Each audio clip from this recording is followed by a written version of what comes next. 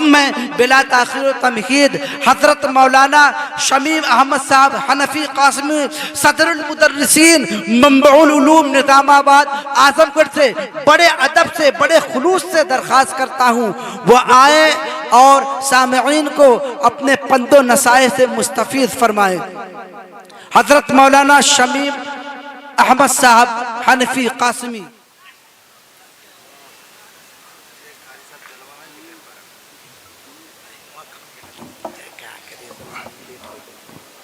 थोड़ा सा माइक इधर घुमा दीजिए।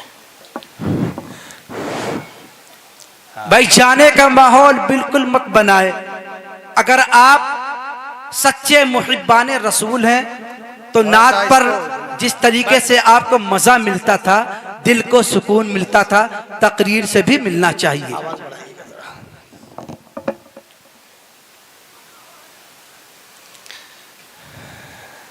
अभी कुछ लोग इधर उधर खड़े हैं, मैं उनसे मुक़द्दमाना दरखास्त करता हूं वो आ जाएं, जलसागाह में तशरीफ रखें, पिंडाल में आ जाएं, इधर उधर मुंतशिर मत रहें।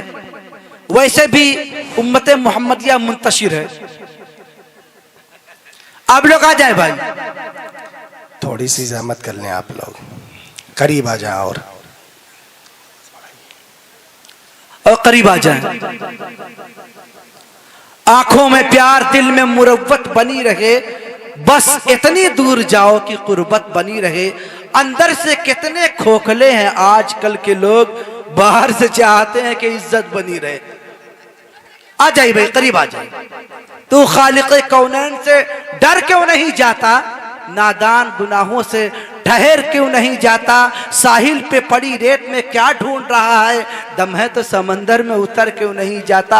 और एहसान के प्याले में सदा दूध पिलाया, फिर भी तेरा जहरीला असर क्यों नहीं जाता? तू पी के पड़ा मस्त है, औलाद है भूखी, कुछ दीद में पानी है तो मर क्यों नहीं जाता? आ जाए भाई, बिल्कुल करीब करीब आ जाए। अल्हम्दुलिल्लाह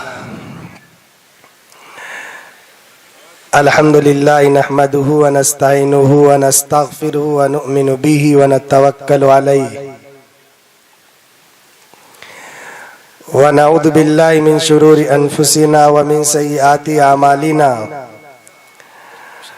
मन यहदिहिल्लाहु फला मुज़िल्ल लहु व मन युज़लिलहु फला हादिय लहु व नशहदु अन ला इलाहा इल्लल्लाहु वहदहु ला शरीक लहु वला नज़ीर लहु वला मुशीर लहु वला मुईन लहु व नशहदु अन्न सय्यिदना व सनदना व उसवतना व क़ुर्रत अयूनिना मुहम्मदुन सल्लल्लाहु व सल्लमुहु अलैहि अम्मा बाद। फ़अऊज़ु बिल्लाहि मिनश शैतानिर रजीम, बिस्मिल्लाहिर रहमानिर रहीम। यौम याती बाज़ु आयाति रब्बिक ला यनफ़उ नफ़्सन ईमानुहा लम तकुन आमनत मिन क़ब्ल औ कसबत फ़ी ईमानिहा खैरा। व क़ाल रसूलुल्लाह सल्लल्लाहु अलैहि वसल्लम ला तक़ूमुस्साअतु हत्ता युबअस कज़्ज़ाबून दज्जालून क़रीबुम मिन सलासीन कुल्लुहुम यज़अमु अन्नहु नबियुल्लाह औ कमा क़ाल रसूलुल्लाह सल्लल्लाहु अलैहि वसल्लम। खिराज अक़ीदत अदा करने वालों, खिराज अक़ीदत से क्या काम होगा? यही है ज़ुबानी मोहब्बत का आलम, तो दीने हुदा और बदनाम होगा। बेशक अगर सुन सको तुम तो रूहे मोहम्मद खिराज अक़ीदत की तालिब है तुमसे। यही है जो कौलो अमल की दोरंगी, बहुत दर्द अंगेज अंजाम होगा। फ़कत खुश बयानी के जौहर दिखाकर कोई कौम दुनिया में उभरी नहीं है। अमल छोड़कर सिर्फ बातें बनाकर कोई कौम दुनिया में उभरी नहीं है। सही।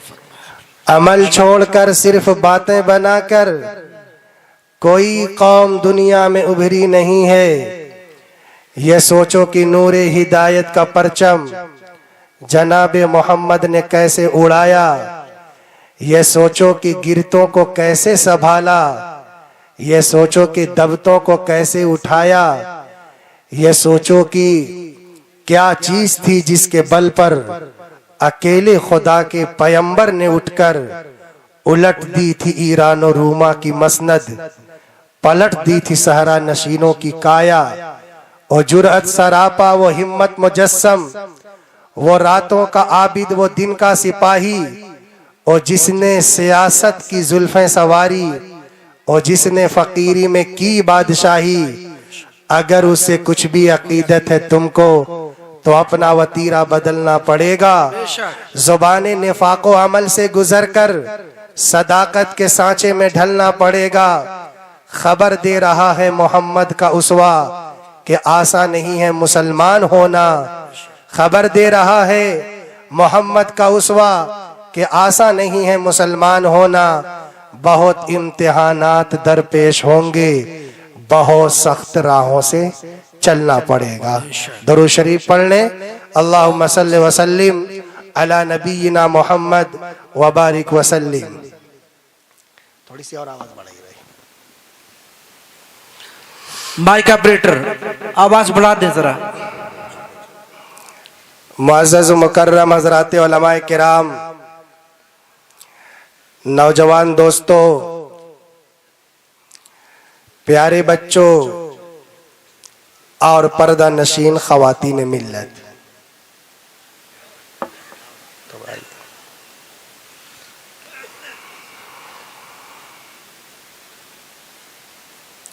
एक बाप को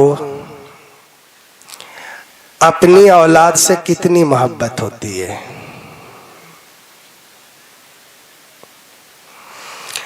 हर साहिबे औलाद अपने दिल के अंदर झांक कर देखे,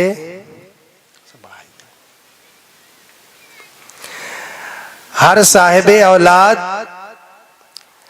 अपने दिल के अंदर झांक कर देखे कि अपने लख्ते जिगर से और अपने नूरे नजर से कितनी मोहब्बत होती है।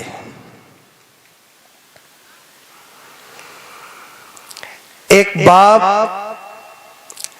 अपनी औलाद के लिए क्या कुछ नहीं करता है। सामने आ जाए कुछ लोग, बड़े एकदम बिल्कुल बच्चे ही सामने हैं। बेटा अगर बीमार हो जाए तो वालिदैन की नींदें हराम हो जाती हैं।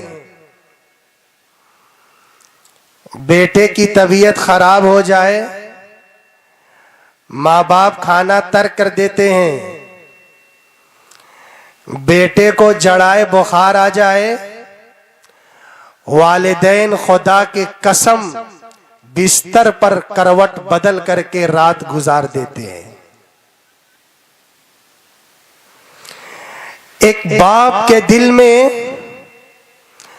और एक मां के दिल में जो मोहब्बत है,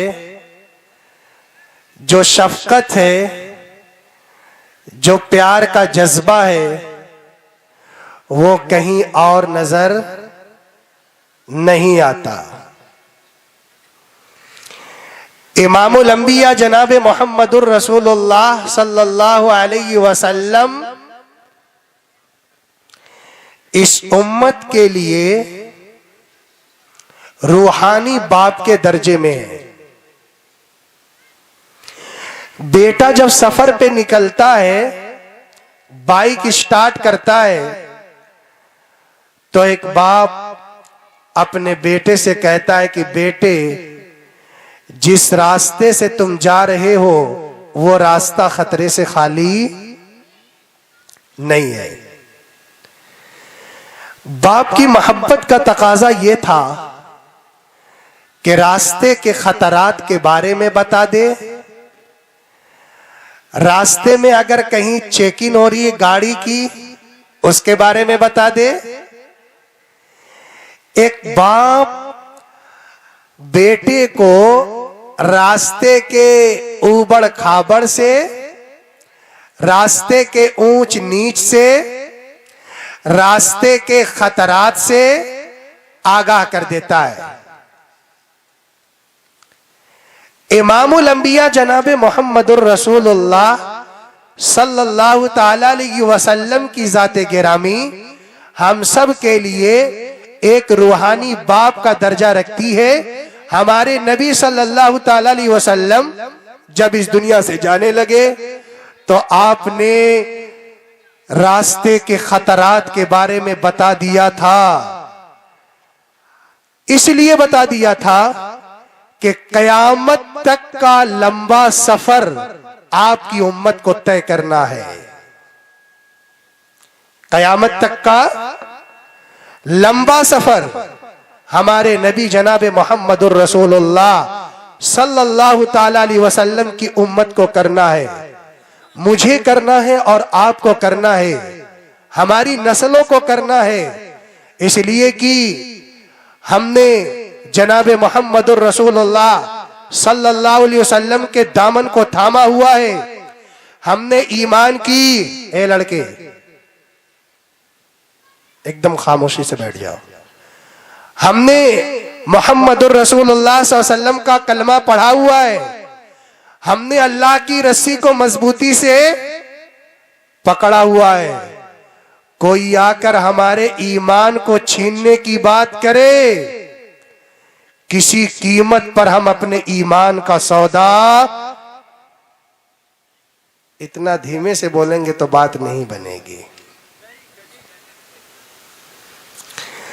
अगर कोई हमारे ईमान को सल्ब करने की बात करे, हमारे बच्चों के सीने से कुरान को निकालने की बात करे, तो रब्बे काबा की कसम हम अपने जिस्म के परखचे तोड़वा सकते हैं, लेकिन सीने से ईमान की दौलत को निकलता हुआ कभी बर्दाश्त नहीं कर सकते।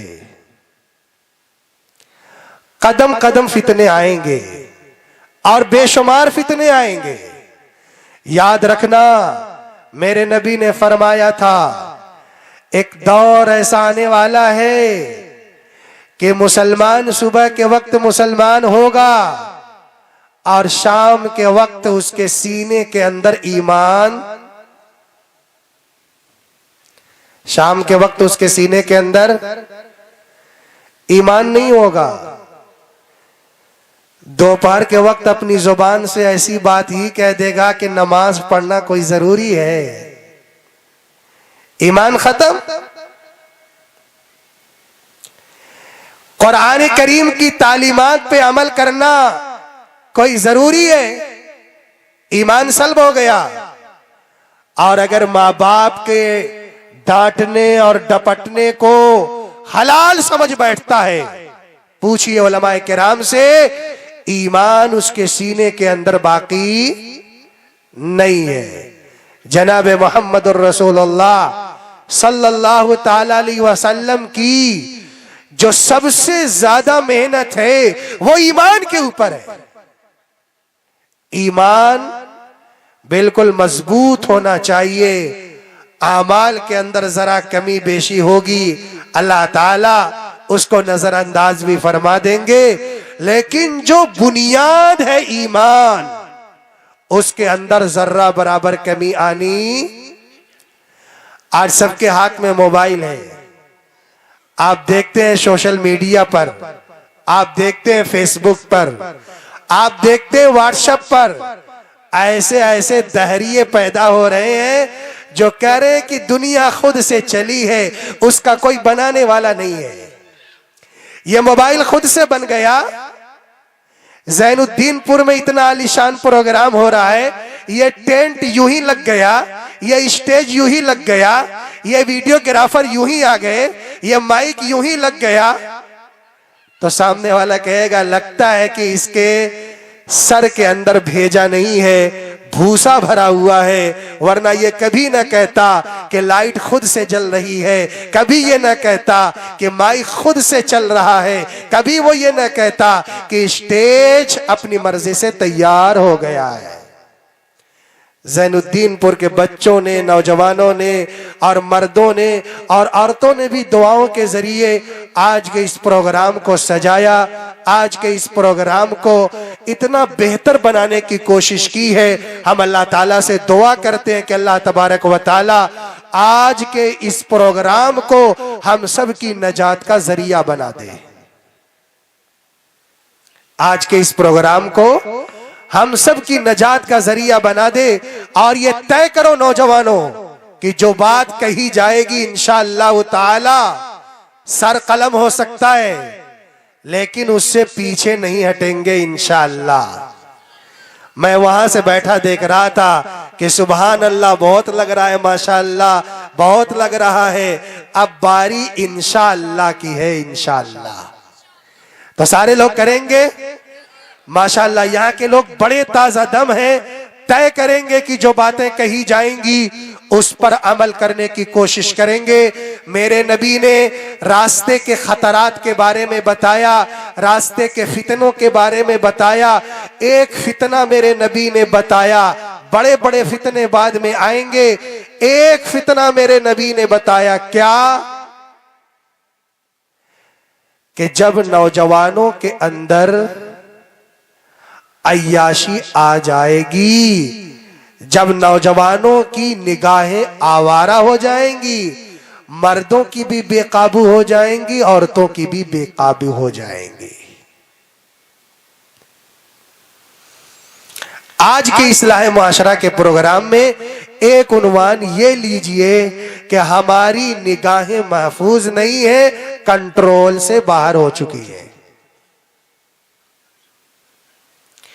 कुरान आप पढ़ें, हदीस आप पढ़ें,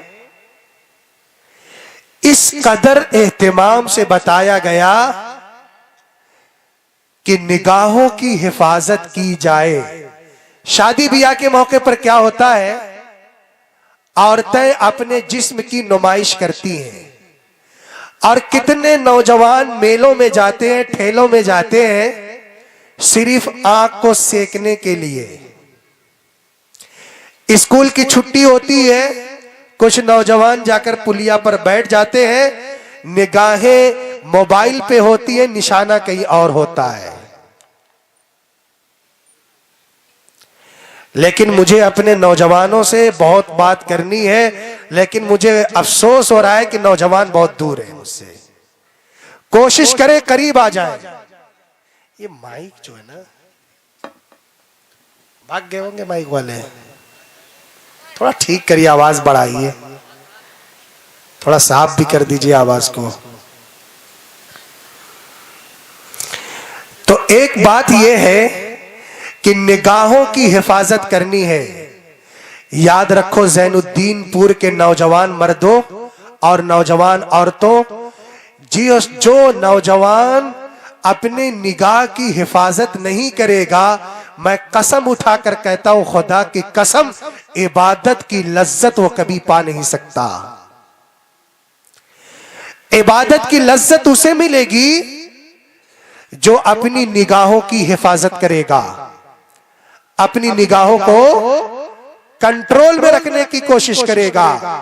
आज मोबाइल के जरिए, आज स्नैपचैट के जरिए कितने नौजवान हैं जो नाजायज औरतों से ताल्लुक कायम करते हैं। कितने ऐसे हैं जो रात रात भर मोबाइल के साथ चिपके रहते हैं। सुबह का आगाज भी सोशल मीडिया से और रात का इख्तिताम भी सोशल मीडिया पर। अभी कल मेरे पास एक फोन आया कि मौलाना आप कोई रास्ता निकालिए, वरना हम दोनों फरार होने के लिए तैयार हो चुके हैं। खानदान की इज्जत खाक में मिलाएगा, माँ बाप की इज्जत खाक में मिलाएगा। मैंने कहा अगर यही बात तेरी बहन के साथ कोई नौजवान कहे कि मौलाना इसकी बहन के साथ मैं फरार होना चाहता हूं, फिर तेरा क्या रिएक्शन होगा? नहीं मौलाना, मैं ये तो नहीं चाहता कि मेरी बहन के साथ कोई गलत काम करे। तो फिर तुम ये कैसे तसव्वुर करते हो कि किसी की बहन के साथ राय फरार इख्तियार करो? अल्लाह के नबी जनाब मोहम्मदुर रसूलुल्लाह सल्लल्लाहु अलैहि वसल्लम की बारगाह में यही 18-20 साल का एक नौजवान आया, आकर कहता है या रसूल अल्लाह, मैं आपसे एक चीज की इजाजत चाहता हूं। मेरे नबी जनाब मोहम्मदुर रसूलुल्लाह सल्लल्लाहु ताला अलैहि वसल्लम ने नौजवान से पूछा क्या चाहते हो। वो नौजवान कहने लगा या रसूल अल्लाह, मैं आया हूं जिना की इजाजत लेने के लिए। मेरे नबी जनाब मोहम्मदुर रसूलुल्लाह सल्लल्लाहु अलैहि वसल्लम नाराज नहीं हुए। आज अगर मुफ्ती साहब होते तो गुस्सा 7वें आसमान पर पहुंच जाता कि नालायक, अगर कोई बेटा अपने बाप से ये बात कहे तो बाप का गुस्सा, लेकिन कुर्बान जाइए अपने प्यारे हबीब जनाब मोहम्मदुर रसूलुल्लाह सल्लल्लाहु ताला अलैहि वसल्लम की जाते गिरामी पर। माइक आवाज टकरा रही है, इको खत्म करके आवाज थोड़ा बढ़ाकर साफ करके रोक दीजिए। जनाब मोहम्मदुर रसूलुल्लाह सल्लल्लाहु अलैहि वसल्लम ने नौजवान को करीब बुलाया और करीब बुलाने के बाद मेरे नबी ने फरमाया, ए नौजवान ये बता तू जिना की इजाजत चाहता। कहता या रसूल अल्लाह, आप इजाजत देंगे तो मैं जिना करूंगा, आप इजाजत नहीं देंगे तो मैं जिना नहीं करूंगा। मैं जहन्नम में जाना नहीं चाहता। कौन नौजवान है जो जहन्नम में जाना चाहता हो? कोई नहीं जाना चाहता, कोई तैयार नहीं जहन्नम में जाने के लिए। मेरे नबी ने देखिए, मेरे नबी की तरबियत का अंदाज ये था कि नबी अलैहिस्सलातु वस्सलाम पहले तवा गरम करते थे। जब तवा गरम हो जाता था फिर उसके बाद रोटी रखी जाएगी तो रोटी तैयार हो जाएगी, पक करके खाने के काबिल हो जाएगी। और अगर तवा ठंडा है आप उस पर जो है रोटी रख देंगे तो रोटी आपकी खराब हो जाएगी। तरबियत का अंदाज। आज एक बेटा अपने बाप से दूर भागता है। अब्बा घर में दाखिल हो गए, अब नौजवान दूसरे दरवाजे से फरार। ना अब्बा के पास नहीं बैठना है, हर वक्त अब्बा डांटते रहते हैं। नौजवान बच्ची है, वो माँ के पास बैठकर खाना खाने के लिए तैयार नहीं है। छोटा भाई है, वो बड़े भाई के पास बैठने के लिए तैयार नहीं है। कोई 2 बजे खाना खा रहा है, कोई 3 बजे खाना खा रहा है, कोई सीढ़ी पे बैठ के खाना खा रहा है, कोई चूल्हे के पास बैठ के खाना खा रहा है, कोई बैतुल खला के पास बैठ के खाना खा रहा है। साहबा ने कहा या रसूल अल्लाह, हम खाना खाते हैं, हमारा पेट नहीं भरता। मेरे नबी ने फरमाया, लगता है कि तुम अलग अलग वक्तों में खाना खाते हो, एक दस्तरखान पर बैठ के खाना खाया करो। आज भी ज़ैनुद्दीनपुर में क्या होता है, अगर कोई मेहमान आ जाए तब दस्तरखान लगेगा और अगर मेहमान नहीं आया तब। यानी ये दस्तरखान वाली जो सुन्नत है वो सिर्फ आमदे मेहमान पर। मेहमान है तो दस्तरखान है और मेहमान नहीं तो दस्तरखान। आज से ही सुन्नत पर अमल किया जाएगा इंशाअल्लाह। उसी दस्तरखान पे एक बाप बैठा हो और उसी दस्तरखान पे जवान बैठा हो और उसी दस्तरखान पे बहन भी बैठी हो, माँ भी बैठी हो। उस दस्तरखान पे अल्लाह की कितनी रहमतें उतरती है उसका तसव्वुर नहीं किया जा सकता। उसी वक्त घर के कितने मशवरे हो जाएंगे, उसी वक्त घर की बहुत सारी बातें हो जाएंगी। एक बाप जब छोटे से बच्चे को सीने से लगाएगा, अपने कलेजे से लगाएगा, बेटा बाप से मानूस हो जाएगा और बेटे के दिल में बाप की मोहब्बत आ जाएगी। फिर बेटा अपने दिल की बात अपने अब्बा से कह सकेगा। आज कितने नौजवान हैं जो अपने दिल की बात अपने बाप से कह नहीं पाते और फांसी के फंदे पर झूल जाते हैं। कितने नौजवान ऐसे हैं जो जहर की पुड़िया खाकर अपनी जिंदगी के ताने और बाने को बिखेर देते हैं।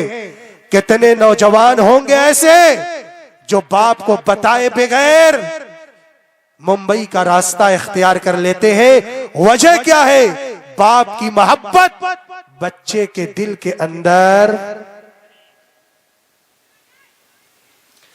आज एक बाप मोबाइल को टाइम देता है, होटलों में बैठकर चाय पीता है, अपने बूढ़े दोस्तों के साथ बैठ करके गपशप करता है, लेकिन अपनी औलाद की दीनी और ईमानी और इस्लामी तरबियत करने के लिए तैयार, और तैयार करे भी तो कैसे कि मकतब ही बंद पड़ा हुआ है।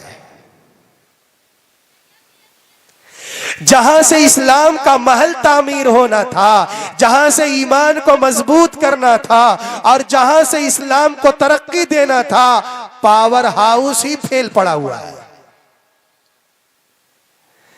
आपको बताऊं, गुजरात की सरजमीन पे जब एक मर्तबा सैलाब आया या तबाही आई थी, तो उस मौके पर चंद फिरका परस्त ताकतें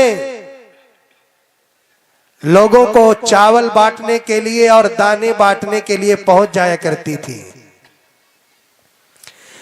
एक छोटा सा बच्चा 7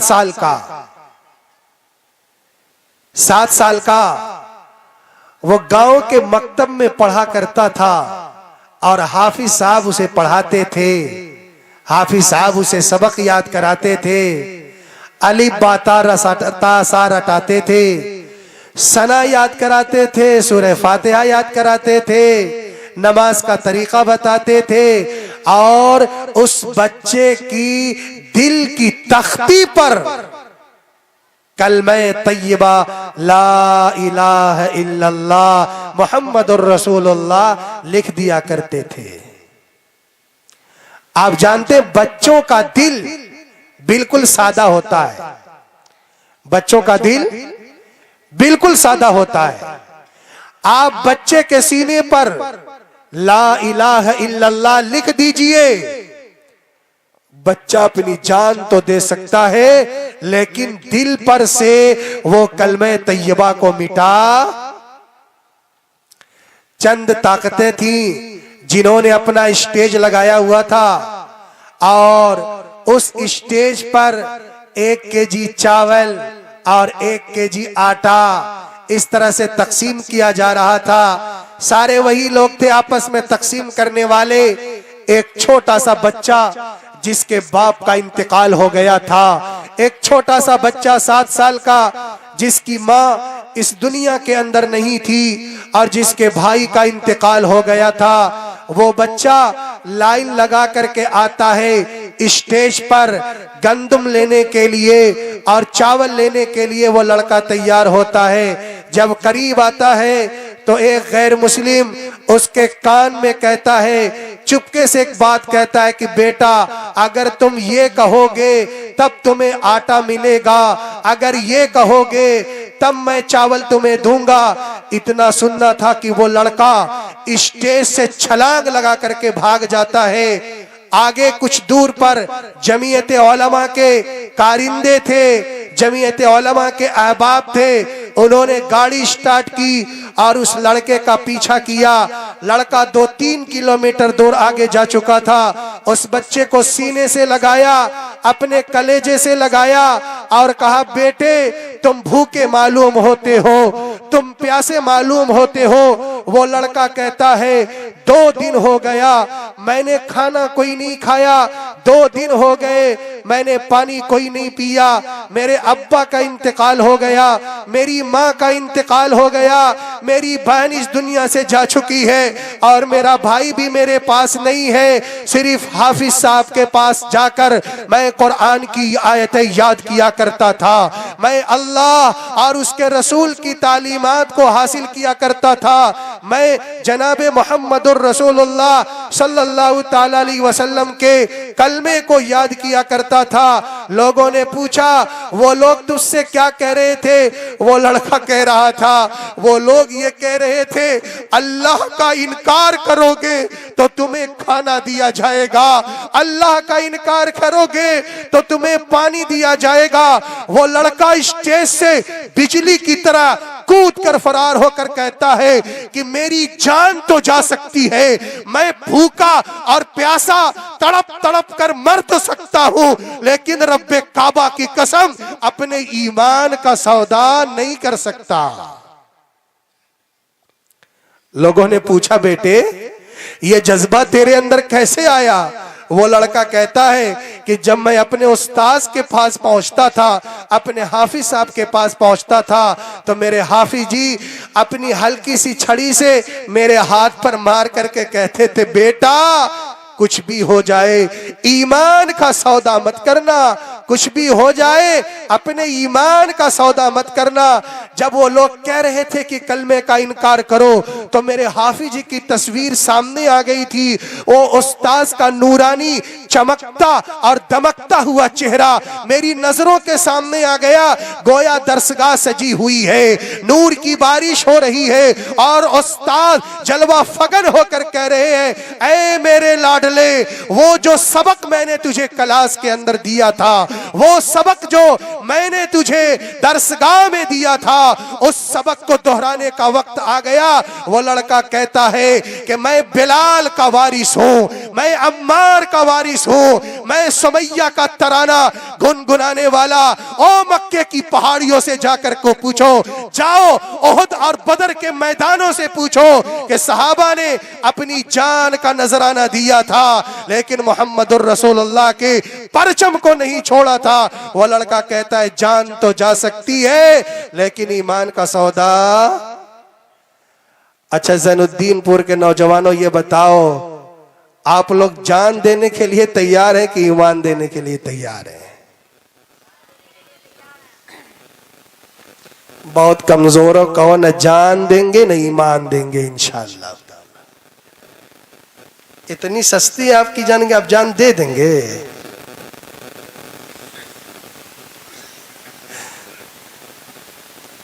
कहो ईमान के मुकाबले में जब बात आ जाएगी, अल्लाह ताला हमारी जान की भी हिफाजत फरमाए, अल्लाह हमारे ईमान की भी हिफाजत फरमाए।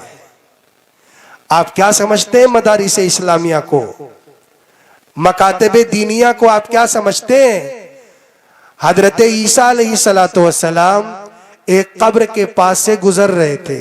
कब्र तो जानते हैं, पिछले साल प्रोग्राम में आए थे तो एक साहब का इंतकाल हुआ था, और परसों भी एक साहब का इंतकाल हुआ है। यानी मलिकुल मौत का दौरा नवंबर के महीने में ज़ैनुद्दीनपुर में होता रहता है। और ये कोई जरूरी नहीं है कि जाने वाले गए तो उन्हीं तक मामला तमाम था।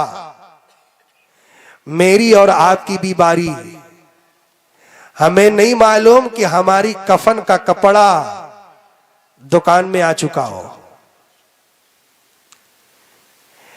जिस दुकान पे हम ईद का कपड़ा खरीदने के लिए जाएं, औरतें जाएं नायरा कपड़ा खरीदने के लिए,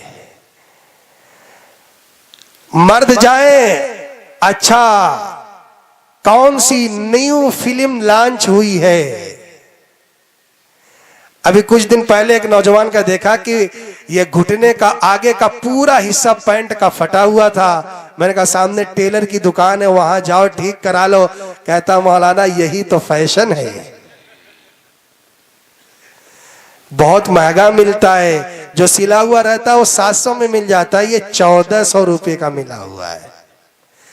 आप बताइए, जनाब मोहम्मदुर रसूलुल्लाह सल्लल्लाहु अलैहि वसल्लम ने बयान फरमाया है कि नहीं, ये जो रान का हिस्सा है ये भी सतर में दाखिल है कि नहीं है। जब तक ये रान का हिस्सा खुला रहेगा और उस पर लोगों की निगाह पड़ती रहेगी, मुसलसल गुनाह उस पर लिखा जाता रहेगा। आप नौजवान हो तो नौजवान कैसे बनना है वो मैं आपको बताता हूं। ऐसे नौजवान मत बनना कि अब्बा की नाक कट जाए, ऐसे नौजवान मत बनना कि अम्मा जिंदगी भर गर्दन झुका करके चले। नौजवानों, ऐसे नौजवान बनना कि तुम्हारी सेहत देख करके भी लोगों को तरस आए, लोगों को खौफ आए कि वाकईतन देखिए इसने अपनी सेहत की भी हिफाजत कर रखी है, अपने ईमान की भी हिफाजत कर रखी है। ये खेत में काम भी करता है, दुकान में काम भी करता है। ऐसा ना हो कि दिन में 12 बजते हो। इसलिए मैं अपने नौजवानों से खास तौर से कहूंगा कि अपने जिस्म की भी हिफाजत करनी है और अपने ईमान को भी मजबूत करना है इंशाअल्लाह ताला। हजरत ईसा अलैहिस्सलाम कब्र के पास से गुजरे। हजरत ईसा अलैहिस्सलाम को मालूम हो गया कि इस कब्र वाले को क्या हो रहा है, अजाब हो रहा है। कब्र वाले को क्या हो रहा है, अजाब हो रहा है। अल्लाह ताला हिफाजत फरमाए। आप थोड़ी देर के लिए थाने में बंद हो जाएं तो कुछ लोग पहुंच जाएंगे छुड़ाने के लिए। हो सकता है कि पुलिस के अब आपको ही हमदर्दी आ जाए, वो छोड़ दें आपको। जब कब्र के अंदर पहुंचेंगे और फरिश्तों का कोड़ा पड़ेगा तो आप बताइए कौन बचाएगा। आज इतने इख्तिलाफ हैं, आपस में इतनी लड़ाइयां हैं। एक मां की छाती से दूध पीने वाले,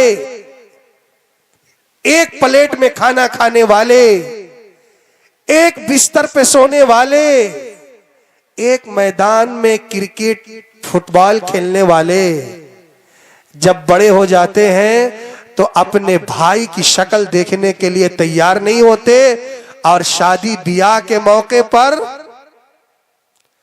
क्या टाइट करते हैं, अपनी मोछ में ऐंठन ला करके अपनी जुबान में कह लीजिए कि अब अपने भाई को अपने पैर पे गिराऊंगा और दुनिया देखेगी।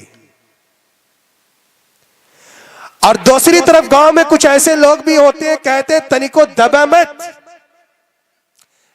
जो होई हम देख लेंगे, बहुत होगा, कोर्ट कचहरी का मामला होगा, हम देख लेंगे। कुछ लोग होते हैं जो पिन मारने की कोशिश करते हैं। पहले जमाने में स्टोव आता था, जब उसमें से आग नहीं निकलती थी तो छोटी सी एक चीज होती थी सुई के धागे की तरह, उसको उस सुराख में दाखिल करते थे, उसे पिन मारना कहते थे। आज भी कुछ लोग ऐसे होते हैं जो बार बार पिन मारते रहते हैं कि दो भाई में इख्तिलाफ रहे, दो खानदान में इख्तिलाफ रहे, पड़ोसियों में इख्तिलाफ रहे, माँ बेटी में इख्तिलाफ रहे, समाज टुकड़ों में हो। यानी शैतान आज भी पिन मार रहा है। अल्लाह ताला हम सब की हिफाजत फरमाए, हम सब की हिफाजत फरमाए। याद रखा जाए कि आपस के तमाम इख्तिलाफात को मिटा करके उठेंगे इंशाअल्लाह ताला। अज़्म मुसम्मम करके उठेंगे कि हमारा अगर किसी से इख्तिलाफ है तो अल्लाह की रजा के लिए अपने दिल के गर्दो गुबार को बाहर करके उठेंगे इंशाअल्लाह ताला। जनाब मोहम्मद रसूलुल्लाह सल्लल्लाहु ताला अलैहि वसल्लम ने माफ करने की जो फजीलत बयान की है वो और बात है। आप जानते हैं मौला तारिक जमील साहब जो पूरी दुनिया के अंदर मशहूर है, एक मर्तबा उन्होंने बयान दिया और बयान का उन्वान ये था, एक दूसरे को माफ करो। सारी खवातीन ने माफ कर दिया, मर्दों ने माफ कर दिया। हालांकि अपने बड़े भाई को माफ करना बड़ा मुश्किल काम होता है, अपने पड़ोसी को माफ करना बड़ा मुश्किल काम होता है। किसी ने आपको सताया हो, किसी ने आपको मारा हो, किसी ने आपके चेहरे पे थप्पड़ लगाया हो, किसी की खानदानी लड़ाई चल रही हो, ऐसे मौके पर बढ़कर सलाम करना, ऐसे मौके पर गले मिलना, ऐसे मौके पर उनके दुख दर्द में शरीक होना, ऐसे मौके पर हाथ बढ़ाकर मुसाफा करना, ये बड़ा मुश्किल काम होता है। लेकिन ज़ैनुद्दीनपुर के नौजवानों, तय करो इंशाअल्लाह ताला हम उठने से पहले पहले इंशाअल्लाह कायनात के हर इंसान को माफ कर देंगे इंशाअल्लाह ताला। मौला तारिक जमील साहब का बयान था, सबने माफ कर दिया। एक खातून की पर्ची आई, उस पर्ची में ये लिखा हुआ था कि मौलाना हमने तो सबको माफ कर दिया है लेकिन अपनी पड़ोसन को कभी माफ,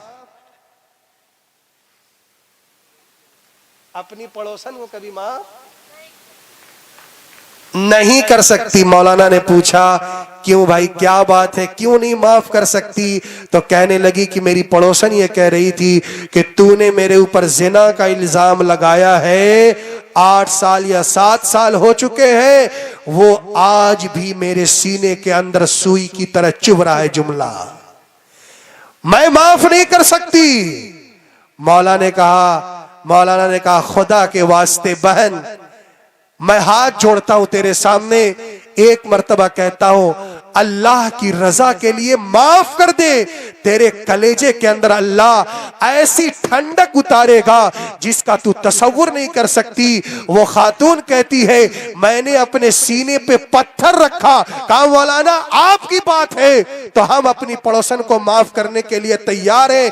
माफ किया, आंखों से आंसू जारी हो गए और फिर उसके बाद कहती मौलाना दिल को इतना करार मिला है, इतना सुकून मिला है कि खुदा की कसम मैं बयान नहीं कर सकती।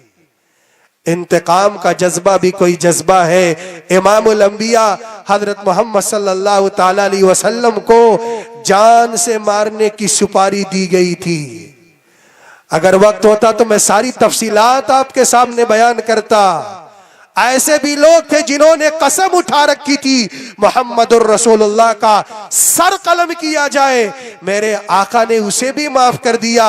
मेरे आका की बेटी हजरत ज़ैनब, पेट में बच्चा है, औरत जब हमल की हालत में होती है तो बड़ा दुश्वार मरहला होता है।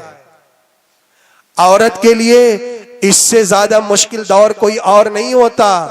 जब पैदाइश का मरहला होता है तो जान हलक के अंदर अटक जाती है, जिंदगी आएगी या वापस चली जाएगी कोई नहीं जानता। बहुत मुश्किल दौर होता है वो औरतों के लिए। अल्लाह हमारी माँ बहनों को सलामत रखे। यूं ही माँ का मकाम नहीं बुलंद है, यूं ही माँ का मर्तबा बुलंद नहीं है। एक शाबी ने पूछा या रसूल अल्लाह पहले किसकी खिदमत करनी है? कहा अपनी माँ की। कहा फिर किसकी करनी है? कहा तेरी माँ की। कहा या रसूल अल्लाह फिर किसकी? कहा अपनी माँ की। जब चौथी मर्तबा सवाल किया है तब मेरे आका ने फरमाया अपने बाप की। बाप को वो एहसास कहा है जो माँ को हुआ करता है। माँ 9 महीने तक बच्चे को अपने पेट के अंदर पालती है और 2 साल तक अपनी छाती से अपना खून जिगर दूध की सूरत में पिलाया करती है। माँ का मर्तबा बहुत ऊंचा है, माँ का दर्जा बहुत ऊंचा है। जनाब मोहम्मदुर रसूलुल्लाह सल्लल्लाहु ताला अलैहि वसल्लम ने बेपनाह इसकी फजीलतें बयान फरमाई है। अभी मैं आगे इसके बारे में बयान करूंगा, लेकिन मैं खैर अर्ज ये कर रहा था कि हजरत ईसा अलैहिस्सलातु वस्सलाम कब्र के पास से गुजर रहे थे। ईसा अलैहिस्सलातु वस्सलाम जब कब्र के पास से गुजर रहे थे तो मालूम यह हुआ कि कब्र के अंदर जो बंदा है वो अजाब में गिरफ्तार हो चुका है और अल्लाह की तरफ से उस पर अजाब नाजिल हो रहा है। ईसा अलैहिस्सलातु वस्सलाम बेकरार हो गए। ईसा अलैहिस्सलातु वस्सलाम रोने लगे, कहने लगे या अल्लाह इसके ऊपर से अजाब हटा दीजिए। ईसा अलैहिस्सलातु वस्सलाम के वालिद साहब का नाम तो आप जानते होंगे। कौन कौन जानता? हाथ उठाए जरा,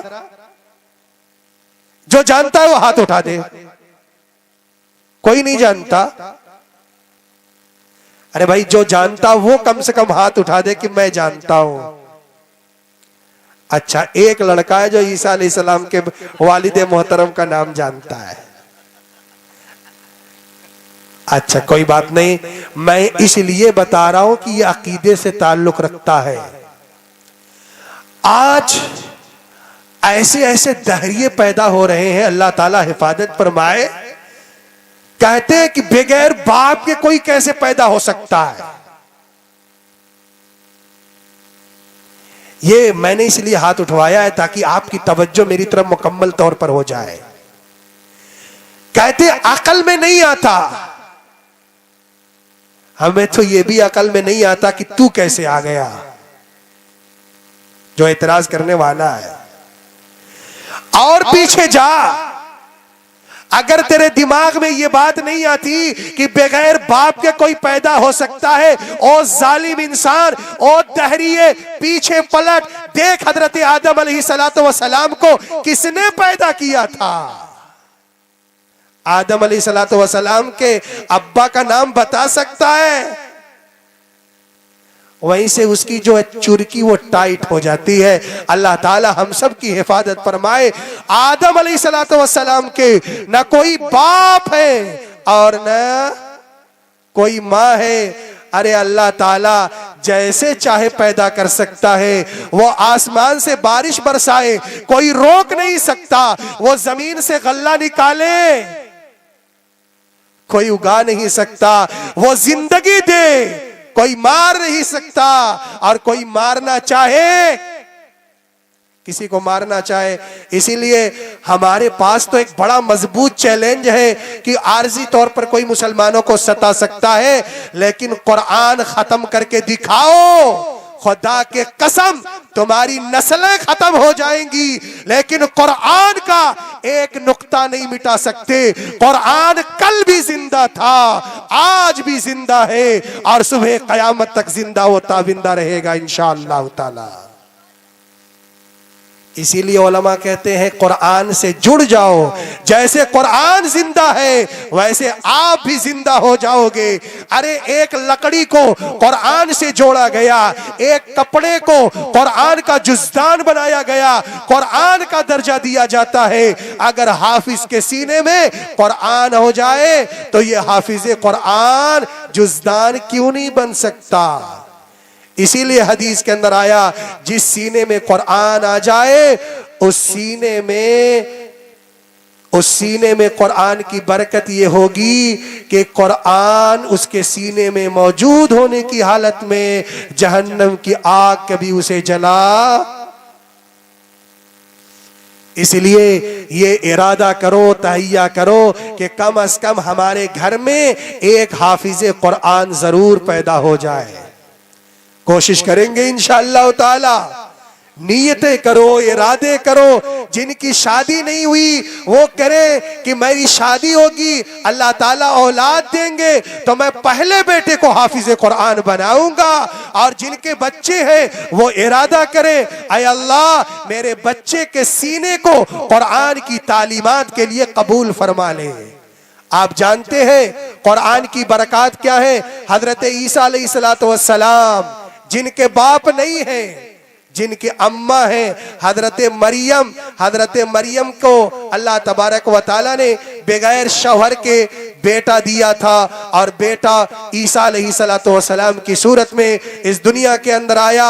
और हजरत ईसा अलैहिस्सलातु वस्सलाम कुर्बे कयामत में दज्जाल को मारने के लिए दिमश्क की जामा मस्जिद में तशरीफ लाएंगे इंशाअल्लाह ताला। ये बात हदीसों में है। अगर वक्त रहा और वक्त ने साथ दिया तो इंशाअल्लाह इस पर भी थोड़ी सी रोशनी डाली जाएगी। लेकिन बहरहाल मैं जिस उन्वान पे इस वक्त बात कर रहा हूँ आप तवज्जो से सुनिएगा कि हजरत ईसा अलैहिस्सलातु वस्सलाम कब्र के पास से गुजरे, कब्र में अजाब हो रहा था। अजाबे कब्र बरहक है कि नहीं? थोड़ी देर कब्र पे बात कर लीजिए, बरहक है कि नहीं? आप ये बताइए, अपने घर के अंदर सर्दी को दूर करने के लिए हीटर लगाते हो, गर्मी दूर करने के लिए पंखा लगाते हो, थोड़ा सा और पैसा आ जाए तो कूलर लगाते हो, थोड़ा सा और बढ़ जाए तो एसी लगाते हो।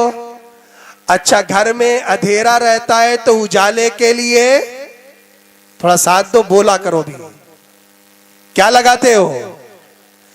बल्ब लगाते हो। आप मुझे बताइए कि जब मेरा और आपका इंतकाल होगा और ज़ैनुद्दीनपुर की जामा मस्जिद से जब ये ऐलान किया जाएगा कि मौलाना असजद का इंतकाल हो गया है और इतने बजकर इतने मिनट पर उनकी नमाज़े जनाजा अदा की जाएगी और 20 रुपये का कपड़ा कफन का खरीद कर लाया जाएगा और उनको नहला धुला करके वो कपड़ा पहनाया जाएगा और कब्र के अंदर उतारा जाएगा और सारे लोग उस पर मिट्टी डालकर हाथ झाड़ करके वापस आ जाएंगे। आप जरा अपनी आंखें बंद करके बताना कि वहां पर बचाने के लिए कौन आएगा। आप मुझे बताइए वहां रोशनी कैसे आएगी,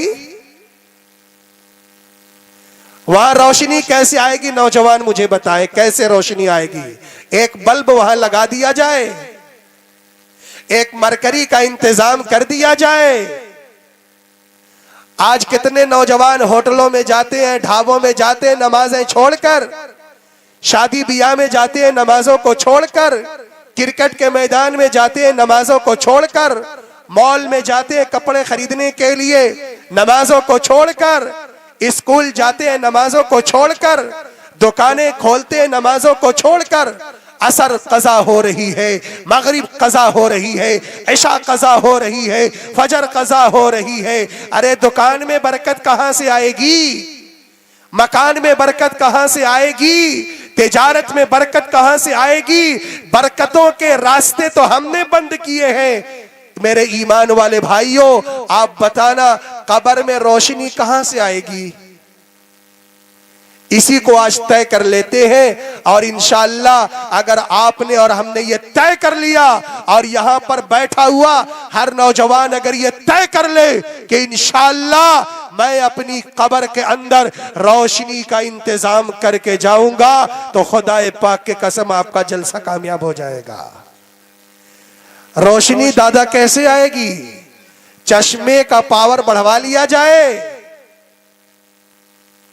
या पहले से एक जनरेटर कब्र के अंदर उतार दिया जाए? क्या रास्ता है रोशनी का?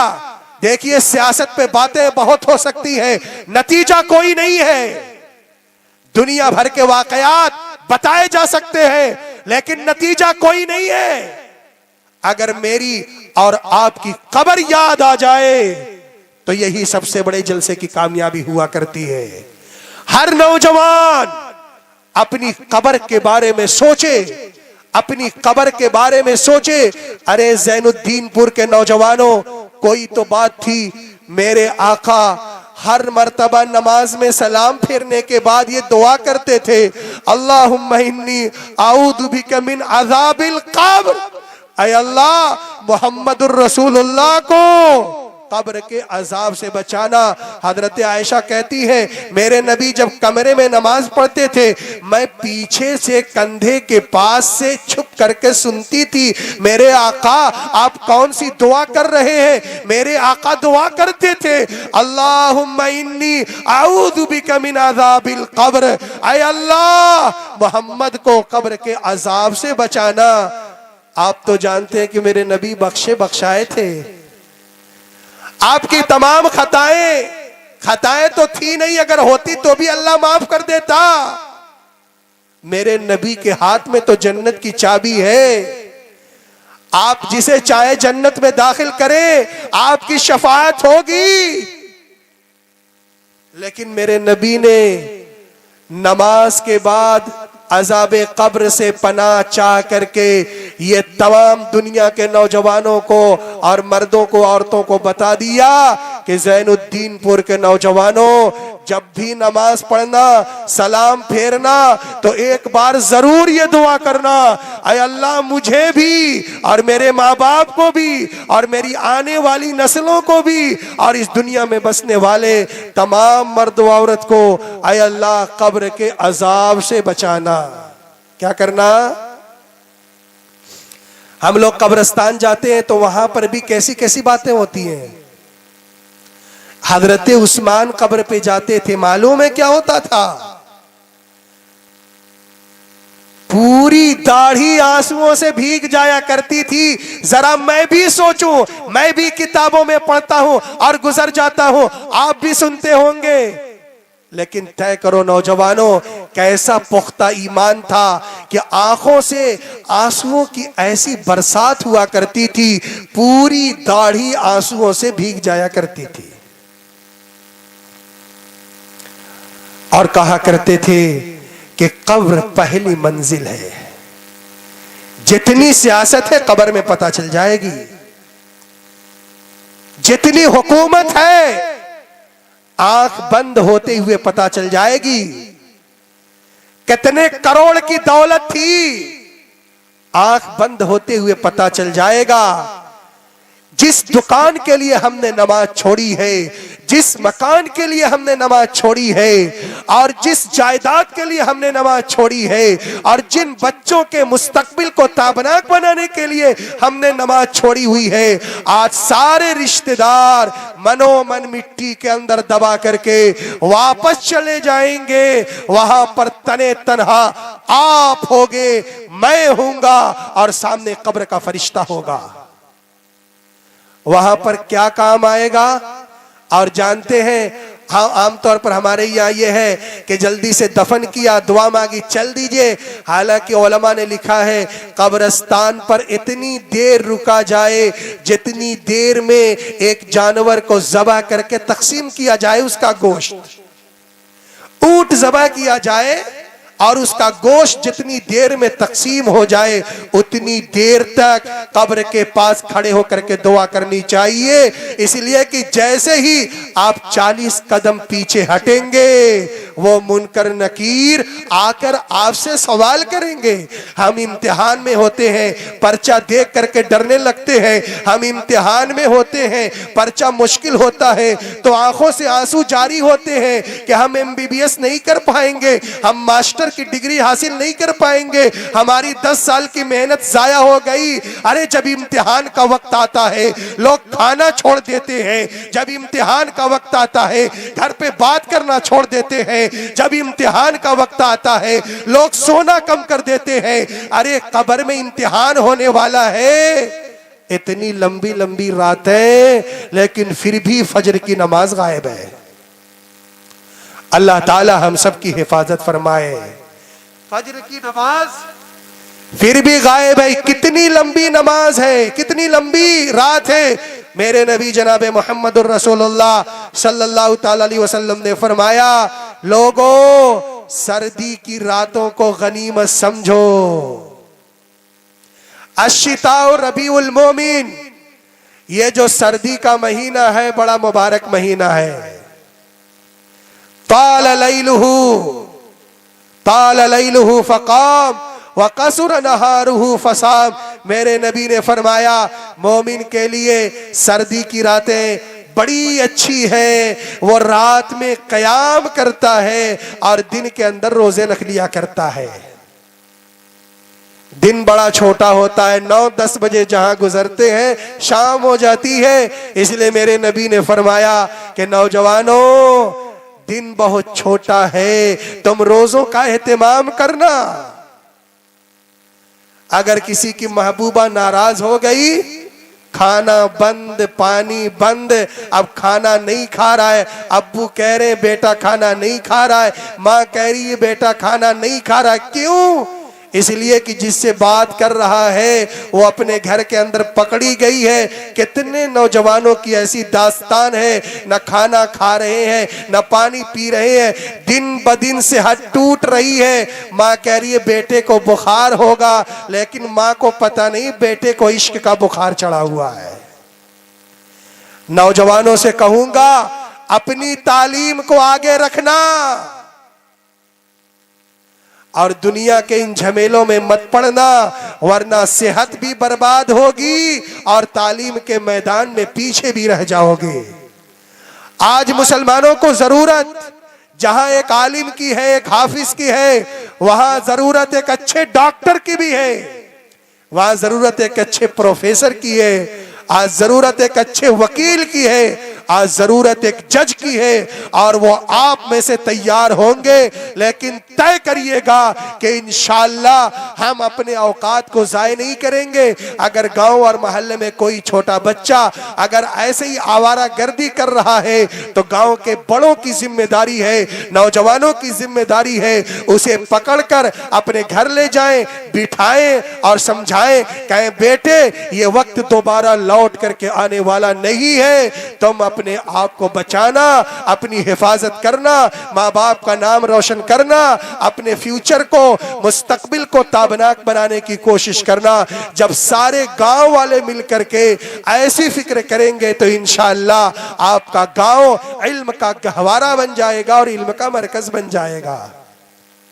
तो इसलिए फिक्र हमें यही करनी है कि अपनी कब्र के अंदर रोशनी का, और कब्र के अंदर रोशनी का इंतजाम कहां से होगा? सजदे के निशानात से होगा। और ये निशानात कब आएंगे? जब हम सजदा करेंगे, नमाज पढ़ेंगे। तय करो नौजवानों, इंशाअल्लाह आज से हमारी कोई नमाज कज़ा नहीं होगी इंशाअल्लाह ताला। सारे लोग तय करते हैं इंशाअल्लाह, और दिल की गहराइयों से कि शादी बियाह का मौका हो, नमाज नहीं छूटेगी। किसी का जनाजा पढ़ना हो, नमाज नहीं छूटेगी। दुकान खोलने का वक्त आए, नमाज नहीं छूटेगी। अगर अजान की आवाज हमारे कानों से टकराए तो फौरी दुकान का शटर गिरेगा कि नहीं गिरेगा? गिर जाएगा। तो आज का एक पैगाम, अपनी कब्र के अंदर रोशनी का इंतजाम करना है और एक बल्ब जलाना है, और वो बल्ब सजदे के निशानात से आएगा। अल्लाह तबारक व ताला हम सबको कब्र के अंदर रोशनी के सामान बनाने की तौफीक अता फरमाए। पलट कर फिर उसी पर आइए। हजरत ईसा अलैहिस्सलातु वस्सलाम कब्र के पास से क्या जा रहे थे, गुजर रहे थे, और कब्र वाले को क्या हो रहा था? अजाब हो रहा था। ईसा अलैहिस्सलाम ने दुआ की, और साल 2 साल 4 साल के बाद फिर गुजरे ईसा अलैहिस्सलातु वस्सलाम। तो क्या देखते हैं कि वो नौजवान मुस्कुरा रहा है कब्र के अंदर। अच्छा, 2 साल पहले रो रहा था और ईसा अलैहिस्सलातु वस्सलाम को मालूम हो गया, और 2 साल के बाद वही नौजवान मुस्कुरा रहा है। तो हजरत ईसा अलैहिस्सलातु वस्सलाम ने कहा, अय अल्लाह, इससे पर्दा उठाइए, ये हकीकत बताइए। तो अल्लाह तबारक व ताला ने वो राज हजरत ईसा अलैहिस्सलातु वस्सलाम को बताया। उसी राज को आप भी जान लीजिएगा, और इस हकीकत के साथ कि इंशाअल्लाह ताला हम सब उस पर अमल करने की कोशिश करेंगे इंशाअल्लाह ताला। हजरत ईसा अलैहिस्सलातु वस्सलाम को अल्लाह ताला ने बताया कि असल में बात यह है कि जिस वक्त आप पहली मर्तबा कब्र के पास से गुजर रहे थे, वो शख्स अजाब में गिरफ्तार था, और साल 2 साल 4 साल के बाद जब दोबारा आप गुजरे हैं तो वो लड़का, वो शख्स मुस्कुरा रहा था। वजह यह है कि वो आदमी गुनहगार था, वो आदमी पापी था। अल्लाह ताला ने उसे गुनाह के एवज अजाब में मुब्तला कर रखा था। लेकिन जब इस दुनिया से गया तो उसकी बीवी उम्मीद से थी, उसकी बीवी उम्मीद से थी। माँ के पेट में बच्चा था।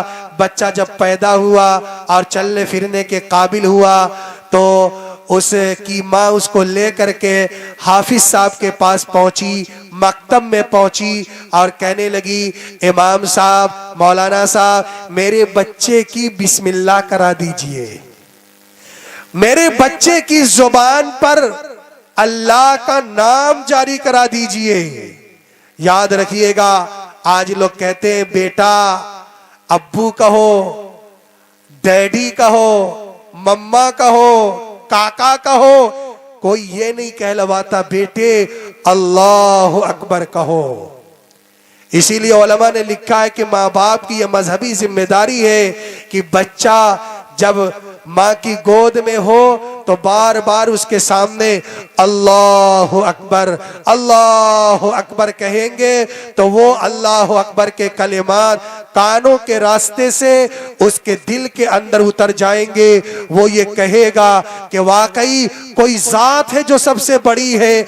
आप बताइए, आपके घर में बेटा पैदा हुआ, कितने दिन का है जी? अभी 2 घंटे का है। उसको गुस्ल कराया गया, इमाम साहब को बुलाइए, हाफिज साहब को बुलाइए, मौलाना साहब को बुलाइए, क्या करना है, बच्चे के कान में अजान देनी है। अरे ये नमाज तो पढ़ेगा नहीं, अजान क्यों दे रहे हो? अजान देना हो तो 20 साल का नौजवान दुकान खोल के बैठा है, उसके कान में माइक लगा करके अजान दो, अल्लाह अकबर अल्लाह अकबर। अरे कमबख्त दुकान खोल करके बैठा हुआ है, जल्दी जा मस्जिद के अंदर नमाज पढ़ने के लिए। तो नौजवान के कान में तो अजान करवा नहीं रहे हो। कोई खेत में बैठा हुआ वहां तो अजान करवा नहीं रहे हो। कोई माँ घर के अंदर बैठी हुई है, वहां माइक का इंतजाम करवा नहीं रहे हो। अस्पताल में अभी 2 घंटे का बच्चा है, 4 घंटे का बच्चा है, उसे गुस्ल दे दिया गया है।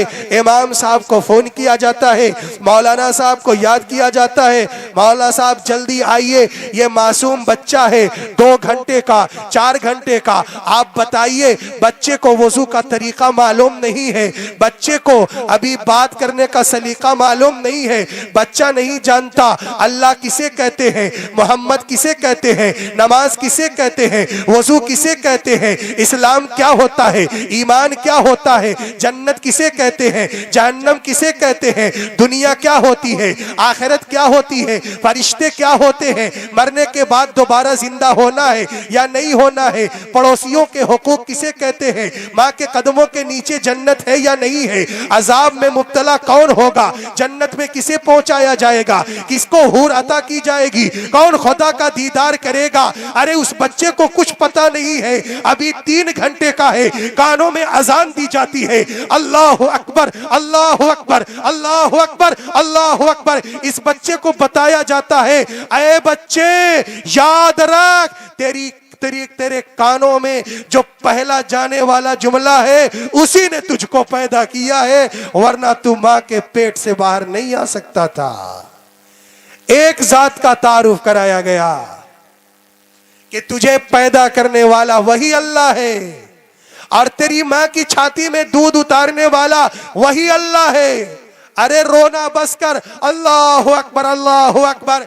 ऐ बच्चे रोना बंद कर दे, तेरे लिए दुकान का इंतजाम करने वाला वही अल्लाह है। अरे बच्चे रोना बंद कर, रोना बंद कर, अल्लाह अकबर। तेरे लिए खुराक का इंतजाम वही अल्लाह करेगा।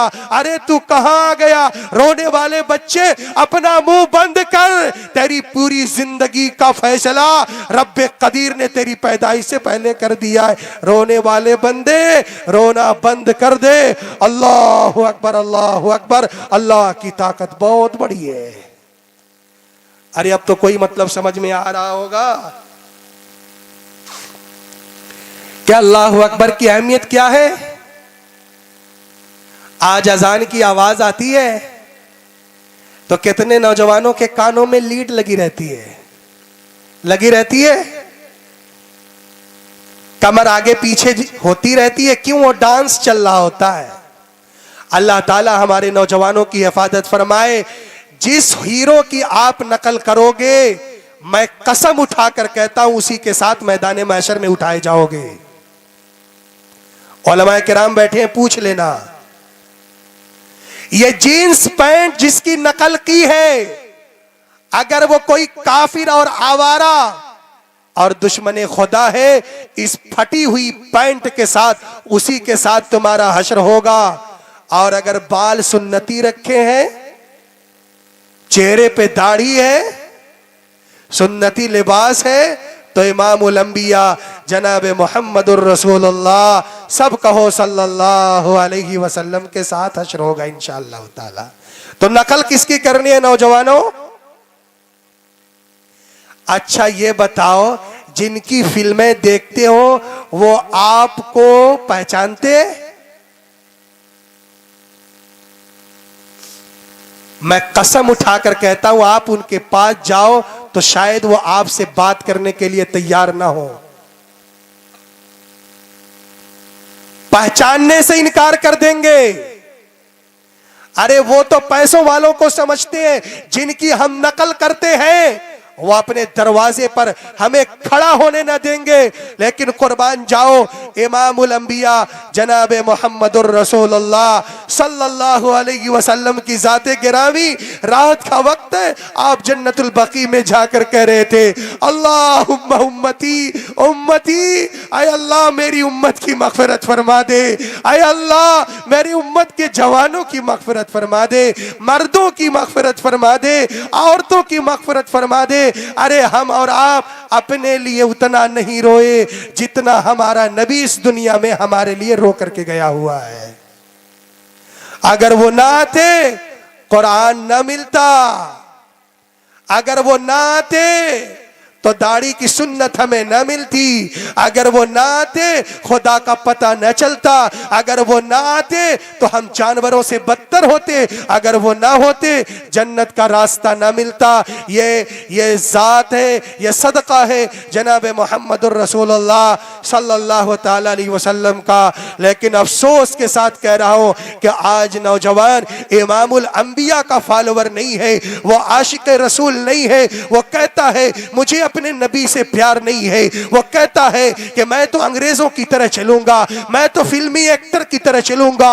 याद रखो नौजवानों, आज से तौबा करो, कहो इंशाअल्लाह मोहम्मदुर रसूलुल्लाह का गुलाम वापस अपने आका के दरबार में पहुंच गया इंशाअल्लाह ताला।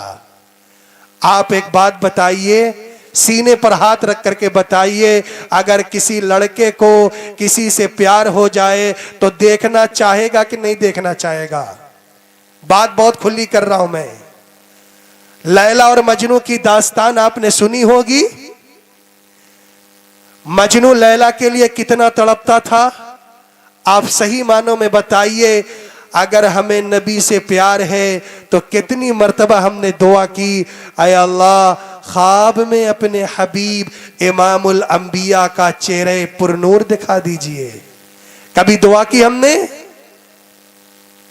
कभी दुआ करते हैं ऐ अल्लाह ख्वाब में सरवरे कायनात का चेहरा दिखा दीजिए। अरे उस नबी का चेहरा जिस चेहरे के सामने चांद और सूरज शर्मा जाते हो, ऐसा हसीन मुखड़ा खुदा की कसम किसी माँ ने आज तक जना ही नहीं है। तो आज से तय करते हो नौजवानों, ख्वाब में किसको देखने की बात करोगे? जनाबे मोहम्मदुर रसूलुल्लाह सल्लल्लाहु ताला अलैहि वसल्लम को देखने की बात करो। नौजवानों से मैं कहूंगा खास तौर से कि इश्क के इस फितने से अपने आप को बचाए जाए। हालात निहायत खराब हैं। कभी आप अपनी माँ से पूछते हो अम्मी जान आपकी पसंद क्या है? बीवी से तो रोजाना लोग पूछते हैं आज आपकी फरमाइश क्या है, आज आपको क्या चाहिए। कभी बूढ़े बाप के कदमों में बैठकर ये पूछा अब्बू जान आपकी दवा खत्म हो गई है, मैं आपकी दवा लाना चाहता हूं। अम्मी जान आपकी पसंदीदा मिठाई कौन सी है? अम्मी जान मैं आपको अपने हाथ से खिलाना चाहता हूं। है कोई नौजवान? तलाश करते हैं जन्नत की। किसकी? और जन्नत तो अल्लाह ताला ने माँ के कदमों के नीचे रख दी है। कहां रख दी है? एक नौजवान कह रहा था मेरी मौलाना अब्बा से नहीं बनती। मैंने कहा इसका मतलब तेरी जन्नत से नहीं बनती। अरे भाई जिसकी अब्बा से न बनती हो उसकी जन्नत से बनेगी कैसे जाएगा?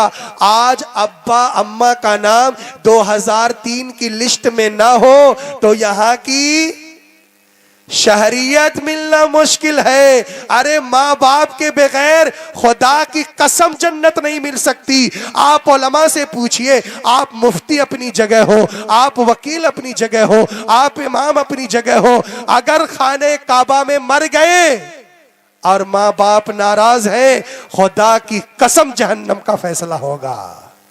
माँ बाप चाहे अच्छे हो चाहे बुरे हो, ठीक करने की जिम्मेदारी बच्चों की नहीं है। इस बात को आप समझ लीजिएगा। माँ बाप जैसे हो वो आपके बाप हैं। हाँ, माँ बाप गलत करेंगे, अल्लाह ताला की या उनका हिसाब होगा, लेकिन बच्चों की कितनी बड़ी जिम्मेदारी है। एक बच्चा अपनी माँ से सही मानों में कितना प्यार करता है। नई नवेली दुल्हन आती है, वो उसी के इश्क में अंधा हो जाता है। बेचारी बूढ़ी माँ को अपने घर से निकाल कर बाहर कर देता है। अभी चंद दिनों पहले की बात है, एक जगह प्रोग्राम में जाना हुआ। एक बूढ़ा बाप और एक बूढ़ी औरत लाठी टेकते टेकते दरवाजे से भीख मांग रहे थे। सामने जो मेजबान थे कहने लगे, मौलाना आप उनको देखिए। मैंने कहा, ये कौन लोग हैं? कहा, मौलाना इनके बच्चे थे, जवान हो चुके हैं, सब खाते पीते घराने से हैं। जब बीवी आ गई, जॉब लग गई, पैसा मिलने लगा, दौलत का इन्होंने मुंह देख लिया, माँ बाप को धक्के मारकर घर से बाहर निकाल दिया है। खुदा की कसम कहता हूं, यह मंजर देखकर आंखों से आंसू जारी हो गए। आज माओ को जलील किया जा रहा है। जिस मां ने 2 साल तक अपना खून पिलाया हो, आज उस मां को धक्के मारे जाएं। जिस बाप ने उंगली पकड़ पकड़ कर कभी कंधे पर बिठाया हो, कभी छाती से लगाया हो, मेरा बेटा बड़ा होगा डॉक्टर बनेगा, मेरा बेटा बड़ा होगा इंजीनियर बनेगा, मेरा बेटा डॉक्टर बनेगा, इंजीनियर बनेगा, प्रोफेसर बनेगा, लेकिन यही बेटा जब बड़ा हो जाता है, जॉब लग जाती है, तो अपने माँ बाप को ओल्ड एज होम के अंदर दाखिल कर देता है और फिर अपनी बीवी के साथ जिंदगी गुजारता है। मेरे नौजवान दोस्तों, याद रखिएगा, आपकी औलाद भी आपके साथ वैसे ही करने के लिए तैयार है। माँ बाप को सताने वाले दुनिया के अंदर सताए जाएंगे और माँ बाप को तकलीफ देने वाले दुनिया के अंदर बर्बाद किए जाएंगे। एक नौजवान ने अपने बाप का गला काटा। जब वो बड़ा हो गया, उसका बेटा अपने बाप को घसीट कर दरख्त के पास लेकर के गया। बाप कहने लगा, बेटा यह हाथ में छुरी क्यों लिया है? कहा, मैं तुझे ज़बह करना चाहता हूं। बाप ने कहा, नहीं बेटे, यहां ज़बह मत कर, आगे ज़बह करना, इसलिए कि अगले दरख्त पे मैंने अपने बाप को ज़बह किया हुआ था। याद रखिएगा, अगर आप अपनी औलाद की सही तरबियत नहीं करेंगे तो यह आपके लिए खतरनाक बात होगी। और एक बेटा अगर अपने बाप की खिदमत नहीं करता है तो याद रखिएगा, मौत के वक्त कलमा नसीब होना भी मुश्किल हो जाएगा। क्या बात थी हजरत अलकमा की? हजरत अलकमा का आखिरी वक्त था, कलमा निकल नहीं रहा था जुबान से, जान हटक गई थी। लोगों ने कहा, या रसूल अल्लाह, अलकमा सहाबी रसूल है, नमाजें पढ़ता है, तिलावत करता है, तहज्जुद की पाबंदी करता है, रोजे रखता है। मेरे आका ने कहा, जरूर कोई मसला है, ऐसा लगता है कि अलकमा ने अपनी माँ का दिल दुखाया है।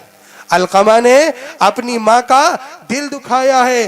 तहकीक की गई, माँ को बुलाया गया। मेरे आका ने कहा था, मेरे नौजवानों, ज़ैनुद्दीनपुर के जितने बच्चे, मैं आपसे बड़े अदब के साथ दरखास्त करता हूँ, अपने सीने पे हाथ रखना।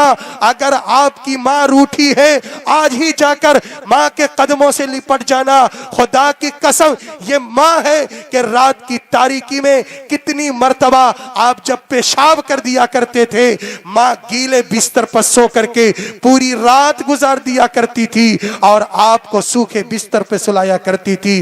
जब बेटा बीमार हो जाता था, अब्बा अपनी दवाई नहीं लाते थे, माए अपनी दवाई नहीं लाती थी, वो रात रात भर दुआ करते थे, अल्लाह मेरे बेटे को मेरी सेहत दे दीजिए, अल्लाह मेरे बेटे को मेरी ताकत दे दीजिए, अल्लाह मेरी उम्र काट कर मेरे बेटे में शामिल कर दीजिए। अभी 1-2 साल पहले निजामाबाद का वाकया है।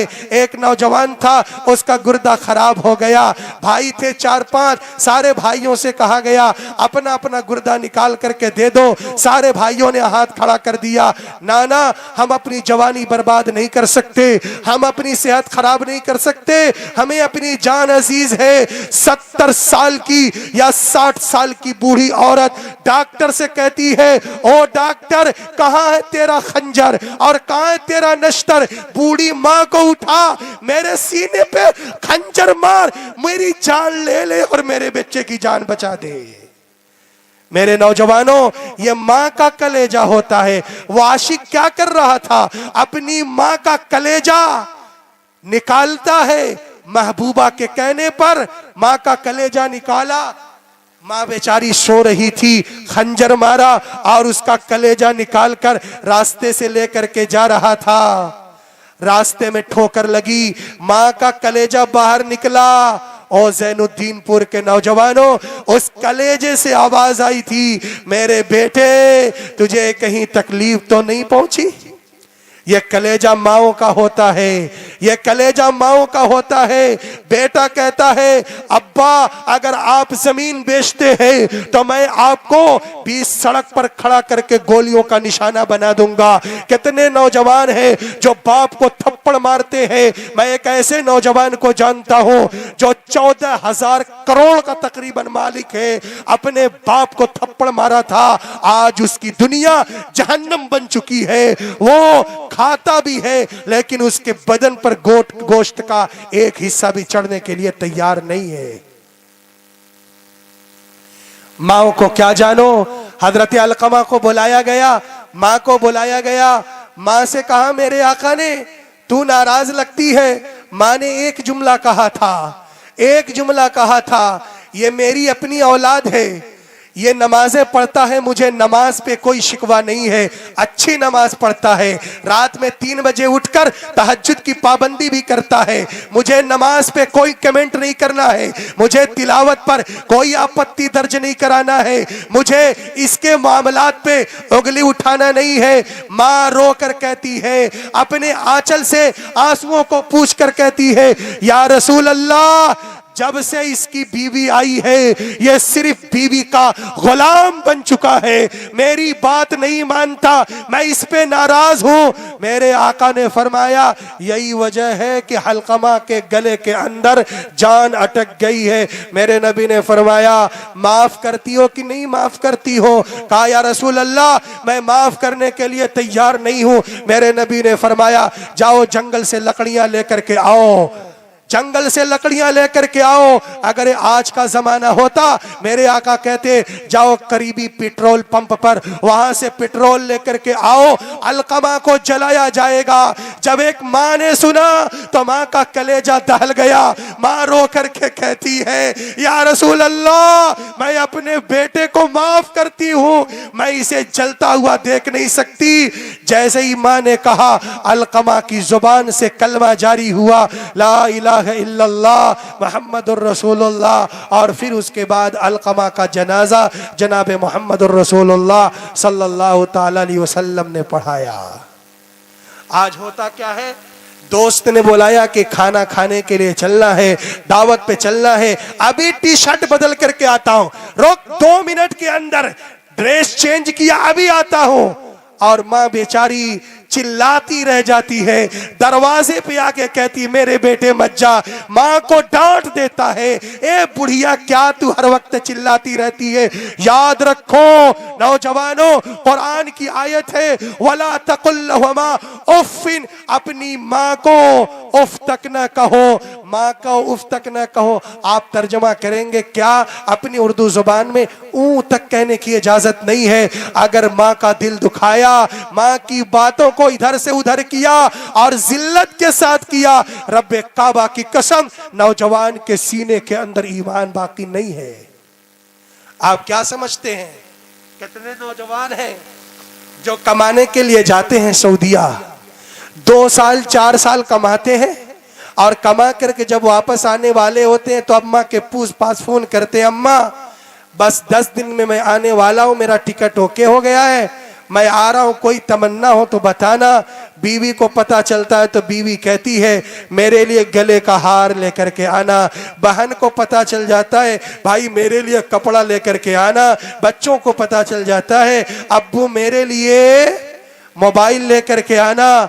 ज़ैनुद्दीनपुर के नौजवानों, जरा सीने पे हाथ रख करके बताना, कभी तुम्हारी माँ ने कहा हो, तुम्हारी माँ ने कहा हो, बेटा मेरी ये फरमाइश है? किसी की मां ने कहा, किसी की मां ने नहीं कहा मेरे बेटे मुझे कुछ नहीं चाहिए, मैं तो तेरे लिए दुआ कर रही हूं, तू सही सलामत वापस आ जा।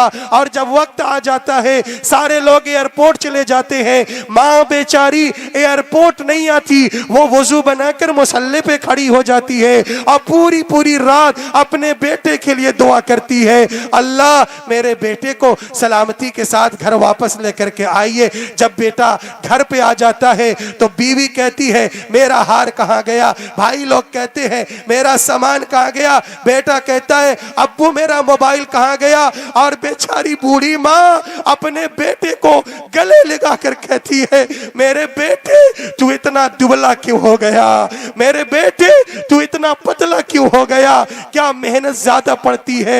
अरे ये माओ का कलेजा है।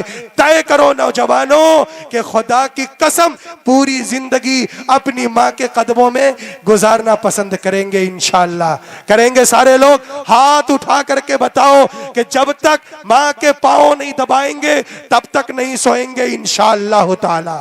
सारे लोग बताएं, अपने बाप के पास बैठने का सलीका सीखो। एक बात मुझे बताओ, कोई हज करने के लिए तैयार है? कितना लगता है हज करने के लिए? 4 लाख लगता है। कोई उम्रा करने के लिए तैयार है?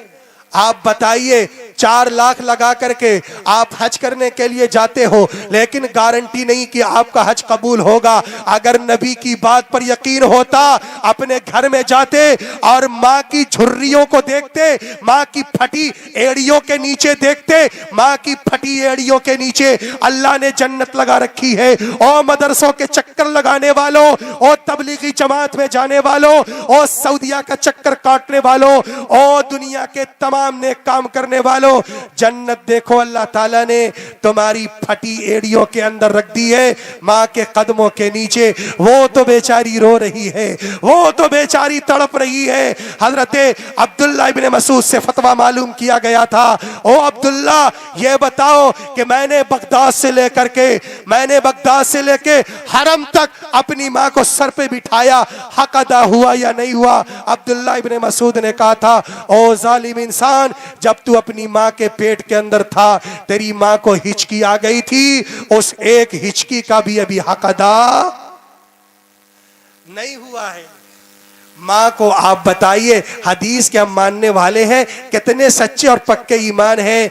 एक मर्तबा माँ की झुर्रियों को देखना, मैं झुर्री इसलिए कह रहा हूं कि माँ जब बूढ़ी हो जाती है, चेहरे स्याह हो जाते हैं, जिल्द मोटी हो जाती है, उस पे झुर्रियां पड़ जाती है। लोग अपनी बीवी को लाली पाउडर लगा करके रोज नई नवीली दुल्हन बनाते हैं, उसके चेहरों को देखते हैं, कितना सवाब मिलेगा। खुदा की कसम, आपका बेटा देखे माँ को तो उसको तो सवाब मिलेगा। आप सुबह से लेकर के कयामत की सुबह तक अपनी बीवी का ख्याल करिए, लेकिन चेहरा देखने का कोई सवाब हदीस में इस हवाले से नहीं आया। एक मर्तबा रब्बे काबा की कसम उठाकर कहता हूं, एक मर्तबा मोहब्बत के साथ अपने बूढ़े बाप के चेहरे को देख लो, एक मर्तबा मोहब्बत के साथ अपनी बूढ़ी माँ की इन फटी झुर्रियों वाली इस चेहरे को देख लो, अल्लाह एक मकबूल हज का सवाब अता कर देगा। एक सहाबी ने कहा, या रसूल अल्लाह, अगर दिन में 100 मर्तबा कोई देखे तो मेरे आका ने फरमाया, ओ नौजवान, अल्लाह के खजाने में किसी चीज की कमी नहीं है। तय करो इंशाअल्लाह नौजवानों कि मरते दम तक अजी अलग होने का क्या माना होता है। ठीक है, अब्बा ने इंतजामी उमूर के तहत आपको अलग कर दिया, कहो जब तक अब्बा जिंदा रहेंगे अब्बा के पास बैठेंगे, और जब तक मेरी माँ जिंदा रहेगी अपनी माँ के हाथ से निवाला खाऊंगा। एक साहब है, बहुत अच्छी सेहत है, बहुत शानदार, कोई बीमारी नहीं, हमारे घर पे आए, 60 साल की उम्र थी। मैंने कहा अंकल आपकी इतनी अच्छी उम्र है, आप इतने सेहतमंद हैं? कहने लगे मौलाना 60 साल की उम्र हो चुकी है, मैं पहला निवाला अपनी माँ के हाथ से अपने मुंह के अंदर रखवाता हूं। मेरी माँ खाना नहीं खाती तो मैं खाना नहीं खाता, कोई बात नहीं, अम्मी आपकी तबीयत खराब है, बेटा आपके साथ खाएगा, नहीं खाएगा, अम्मी मेरी भी तबीयत खराब है। अब बेचारी बूढ़ी माँ दुआ देती है, जब पहला लुकमा अपने नौजवान बेटे के मुंह में रखती है तो एक दुआ देती है, अल्लाह मेरे बेटे को हमेशा सेहत से रखना, इसको बीमारी से बचाना। कहने लगे 60 साल की उम्र है, सारे दांत सलामत है, कभी न बुखार आता है, न शुगर का कोई आरज़ा है, न कभी बीपी हाई होती है, न लो होती है। आप बताइए माओ की दुआओं में तासीर है कि नहीं है? तो सारे नौजवान तय करें कि इंशाअल्लाह ताला, अब तक तो नहीं जानते थे कि इतना ऊंचा दर्जा है, लेकिन खैर ये सारी बातें जानने के बाद हमारी जिंदगी का महवर हम अपनी माँ को बनाएंगे। जब भी माँ बुलाएगी माँ के कदमों में लिपट जाएंगे। अरे मेरे नबी ने तो फरमाया था कि मेरी अम्मा तो बचपन में मेरे इंतकाल कर गई थी, अगर मैं नमाज की हालत में होता और मेरी माँ मुझे बुला देती, बेटे मोहम्मद, नमाज तोड़कर अपनी माँ के कदमों से लिपट जाता। तो सारे लोग तय करते हैं, अल्हम्दुलिल्लाह सारे नौजवानों ने इरादा कर लिया, अल्लाह तबारक व तआला हम सब को वालिदैन की खिदमत करने की और वालिदैन की कद्र करने की तौफीक अता फरमाए। अरे अब तो माँ बाप अपने बच्चों को खिदमत का मौका ही नहीं देते हैं, अचानक चले जाते हैं। खुश नसीब है वो बेटे जिनके बाप अपने बच्चों को खिदमत का मौका देते हैं। हम सब मिलकर के दुआ करें, अल्लाह हमारे वालिदैन को सलामत रखे। रब्बिरहमहुमा कमा रब्बयानी सगीरा। ऐ अल्लाह जैसे इन्होंने बचपन में हमें पाला है, हमारी परवरिश कराई है, हमारी तालीम का इंतजाम किया है, हमारे लिए ये दुकान बनाई, हमारे लिए ये मकान बनाया, हमारे लिए ये सारे इंतजामात हमारे बाप के बनाए हुए हैं। ऐ अल्लाह अगर वो चाहते हमारा गला दबाकर दरिया में फेंक सकते थे, अगर वो चाहते तो हमें जहर की पुड़िया देकर हमारी जिंदगी को जहन्नम में बना सकते थे, लेकिन ऐ अल्लाह माँ बाप ने मोहब्बत का मामला किया है, करम का मामला किया है, अपने सीने से लगाया है। ऐ अल्लाह हमारे वालिदैन को आबाद रखिए, सेहत से रखिए, तंदुरुस्ती से रखिए। ऐ अल्लाह जिनके वालिदैन जा चुके हैं उनकी बाल बाल मग़फ़िरत फरमाइए। वालिदैन का बच्चों पर बहुत बड़ा हक है। अल्लाह ताला हम सब को अपने वालिदैन की कद्र करने की तौफीक अता फरमाए।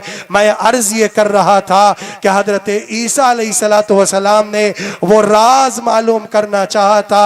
12 बजने वाले हैं, बहुत वक्त हो गया, वही आखिरी राज बता करके अपनी गुफ्तगी कंप्लीट करता हूँ। अल्लाह तबारक व तआला उस राज को हमारे सीनों के अंदर महफूज फरमा दे।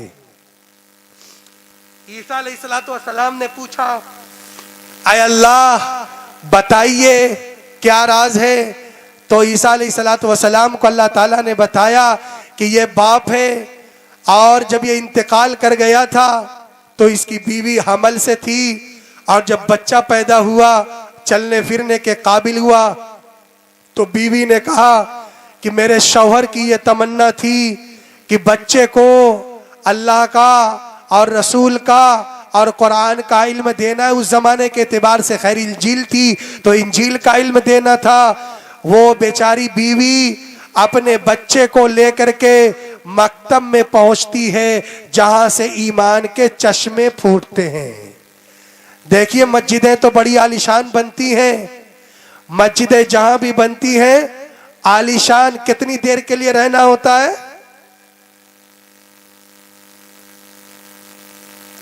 5 नमाजों में मिलाकर 1 घंटा ज्यादा से ज्यादा मस्जिदें आलीशान बनाई जाती हैं।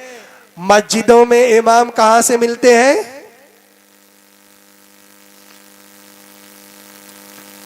मकतब और मदरसे से।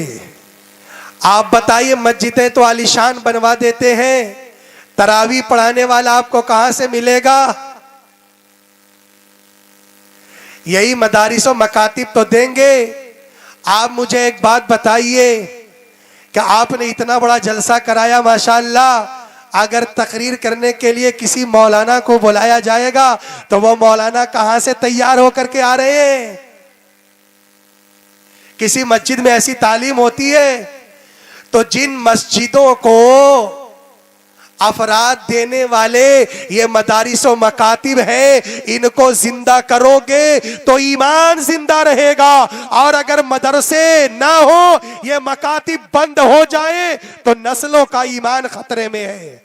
आज होता क्या है कि बच्चे सीधे स्कूल में चले जाते हैं, कॉन्वेंट में चले जाते हैं। ओ मौलाना साहब, हम असर बाद अपने बच्चों को ट्यूशन करा देंगे अरबी की। वो बेचारा ट्यूशन का टेंशन में पड़ा रहता है, उसको कुछ मालूम नहीं है।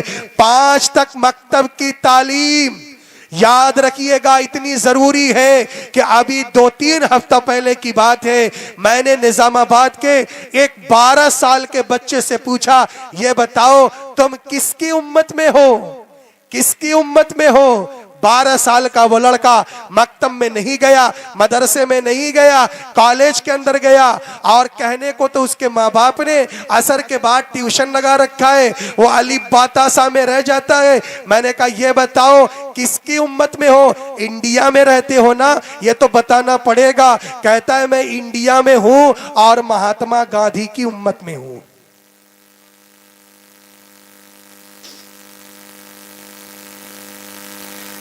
सही माने में ये रोने का मकाम है,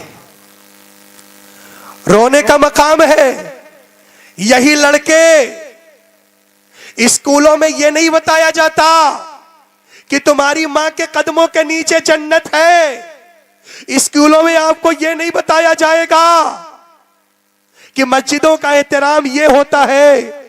अरे कॉन्वेंटों में ये नहीं बताया जाएगा कि कुरान तुम्हारी नजात का जरिया है।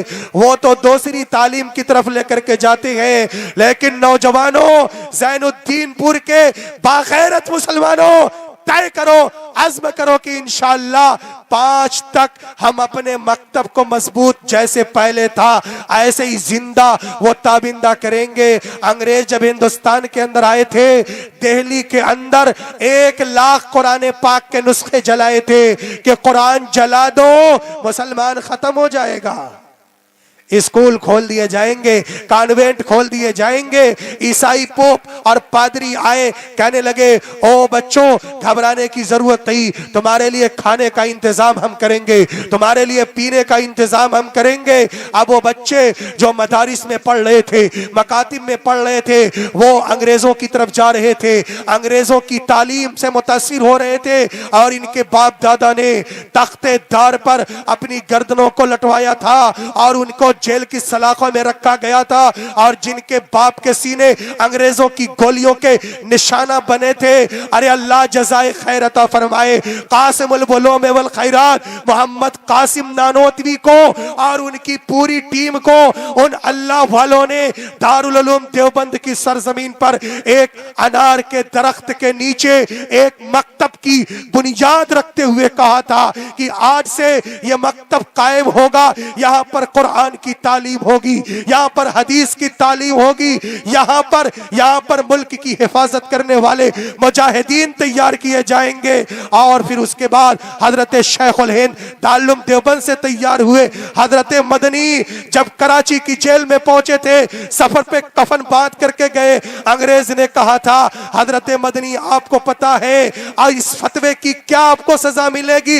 हजरत मदनी ने अपना रुमाल जो सर पे बांध करके लाए हुए थे वो लहराया, कहने लगे अंग्रेजों तुम्हें पता होना चाहिए कि हुसैन अहमद मदनी जब देवबंद से चल रहा था तो कफन का कपड़ा साथ लेकर के आया हुआ है। वो अपने मौके से हटने वाले नहीं थे। ऐसे अफराद तब तैयार होंगे जब आप 5 तक दीनी तालीम का रिसाला पढ़ाएंगे, जब आप 5 तक इस्लामी तालीम देंगे, जब आप कुरान पाक याद कराएंगे, कम से कम अम्मा पारा यो याद होना चाहिए। आज का नौजवान बेटा, आज का नौजवान लड़का, उसे ये तो मालूम होता है इंडिया टीम के कितने प्लेयर हैं, कितने रिटायर हो चुके हैं और कितने मैदान में आने वाले हैं और कौन सा मैच खेला जा रहा है, सारी डिटेल उसको मालूम है। किस हीरो की फिल्म चलने वाली है और कैसा समाज चल रहा है। लेकिन इस नौजवान को यह नहीं पता कि तुम्हारे बाप का जनाजा सामने मौजूद है। अरे लंदन से पढ़ने वाला नौजवान जब आया तो देखा कि उसके बाप की लाश है और वो जूतों के पास खड़ा है। किसी ने कहा अरे तेरे बाप ने लंदन तक पढ़ाया। कहने लगा मुझे ये तो मालूम है कि मैं लंदन पे गया हूं और इतने करोड़ रुपए कमा रहा हूं, लेकिन मुझे अपने बाप की नमाज जनाजा पढ़ने का तरीका मालूम नहीं है। अल्लाहुम्मा अग़फ़िर लिहय्यिना व मय्यितिना व शाहिदिना व गायबिना व सगीरिना व कबीरिना नहीं याद है, वो वित्र की नमाज तो पढ़ता है, अल्लाहुम्मा इन्ना नस्तईनुका याद नहीं है। सूरह फातिहा के बाद कोई सूरह याद नहीं है। ये क्यों? इसलिए कि पैदा होने के बाद हमने कॉन्वेंटों की तरफ भेज दिया है, वहां पर ईमान के डाके डाले जाते हैं। वहां तो बताया जाता है कि ईसा अलैहिस्सलाम के बाप का याद ये नाम है। ऐसी ऐसी बुक चलाई जा रही है। मेरे नौजवानों, मेरे बागैरत मुसलमानों, मैं आपसे यही दरखास्त करूंगा कि इंशाअल्लाह ताला हम सब मिल करके गांव के मकतब को आगे बढ़ाएंगे इंशाअल्लाह ताला। अच्छा, एक बात और छोटी सी बता दो। कितने नौजवान ये सोचते हैं, गांव मोहल्ले वाले, अरे जिसके पास पैसा बहुत ज्यादा है वही खड़ा हो जाए, बनवा दे, तनख्वाह दे, हमारे गले क्यों? लोग सोचते हैं कि नहीं सोचते हैं? लोग सोचते हैं कि नहीं सोचते हैं? एक बात बड़े मुख्तसर अंदाज में बता रहा हूं। दिमिश्क की जामा मस्जिद तैयार हो रही थी। हारून रशीद ने यह कहा था कि जामा मस्जिद तैयार हो रही है, लेकिन बगदाद का कोई आदमी चंदा नहीं देगा उसके अंदर। सारा चंदा हारून रशीद अपनी पॉकेट से लगाएगा। सारे बगदाद वाले खुश हो गए, बहुत अच्छा, हमारा चंदा तो नहीं लिया जाएगा। अगर ज़ैनुद्दीनपुर में कोई खड़ा हो जाए कि सारा चंदा और सारा सब कुछ हमारा होगा तो सारे लोग खुश होंगे, बहुत अच्छी बात है, कम से कम हमारी तो जान बची, हमारा पैसा तो नहीं लगेगा। अब महीना पूरा होते हुए हमारा दरवाजा तो नहीं खटखटाया जाएगा। लोग दीन के रास्ते में खर्च करने से कितना भागते हैं। अरे बगदाद की जामा मस्जिद तामीर हो रही थी, सारे मुसलमान खुश हो गए और बादशाह ने ऐलान कर दिया किसी का 1 रुपया नहीं लगेगा। इतने में एक मजदूर था, गरीब था, दिन भर मजदूरी किया करता था। वो रात की तारीकी में अपने घर वापस आया, दिन भर का थका हादा था। बीवी कहने लगी क्यों तुम आज बहुत परेशान हो? कहने लगा बादशाह ने ऐलान किया है किसी का 1 रुपया नहीं लगेगा। हम गरीब हैं तो क्या मतलब, हम मजदूर हैं तो क्या मतलब। आय अल्लाह, वजू बनाया, मुसल्ले पे खड़ा हो गया, कहने लगा आय अल्लाह, तू तो किसी का मोहताज नहीं है। तू जब आसमान बना सकता है, जब तू जमीन बना सकता है, जब तू इतने बड़े बड़े पहाड़ बना सकता है, आय अल्लाह तू एक मकतब भी तो बनवा सकता था। आय अल्लाह तू जामा मस्जिद भी तो तामीर करवा सकता था। याद रखो नौजवानों, अल्लाह के खजाने में किसी चीज की कमी नहीं है। वो चाहे तो जब आसमान बनाने पे कादिर है, वो चाहे जब वो समंदर बनाने पे कादिर है, वो चाहे जब वो जन्नत बनाने पे कादिर है, तो वो जामा मस्जिद भी तामीर तो करवा सकता था। वो मस्जिद नबवी भी आसमान के फरिश्तों से तामीर करवा सकता था। वो मस्जिद क़ुबा आसमान के फरिश्तों से तामीर करवा सकता था। वो खुदा ज़ैनुद्दीनपुर का मकतब चलवा सकता था। था, लेकिन मस्जिद नबवी की तामीर इमामुल अंबिया के हाथ से करवाई है, सहाबा का चंदा लिया है। मस्जिद कुबा की तामीर करवाई है, सहाबा से चंदा लिया है।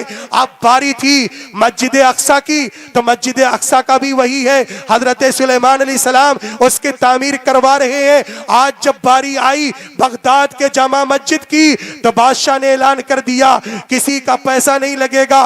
वह मजदूर रात की तारीकी में खुदा से बात करता है, रात को बल्ब बंद करने के बाद आंखों से आंसू जारी है और हाथ उठाकर कहता है, अल्लाह अल्लाह, हम गरीब हैं तो क्या मतलब, तेरे दीन का काम हो रहा है, अब गरीबों का पैसा भी नहीं लिया जाएगा।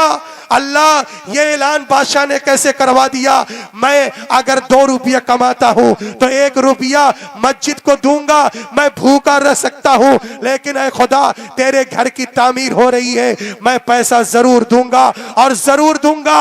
ऐ अल्लाह, हम गरीब हैं तो क्या मतलब, क्या सिर्फ मालदार हिस्सा लेंगे। उसके बाद वो नौजवान पूरी रात रोता रहा। सुबह का वक्त हुआ, शाम तक मेहनत मजदूरी किया, कुछ ईंटें खरीदी और रात की तारीकी में वहीं जा करके, जहां बादशाह की ईंटें थी, वहीं जा करके मिला दिया और चुपके से वापस आ गया। मस्जिद तामीर हो रही है, बादशाह बड़ा खुश है कि किसी का पैसा नहीं लगा, सारे लोग खुश हैं कि किसी का पैसा नहीं लगा। वो गरीब कहता है कि अल्लाह, अगर मेरे पास भी पैसे होते तो इस बादशाह से ज्यादा शानदार मस्जिद तामीर करके दिखा देता।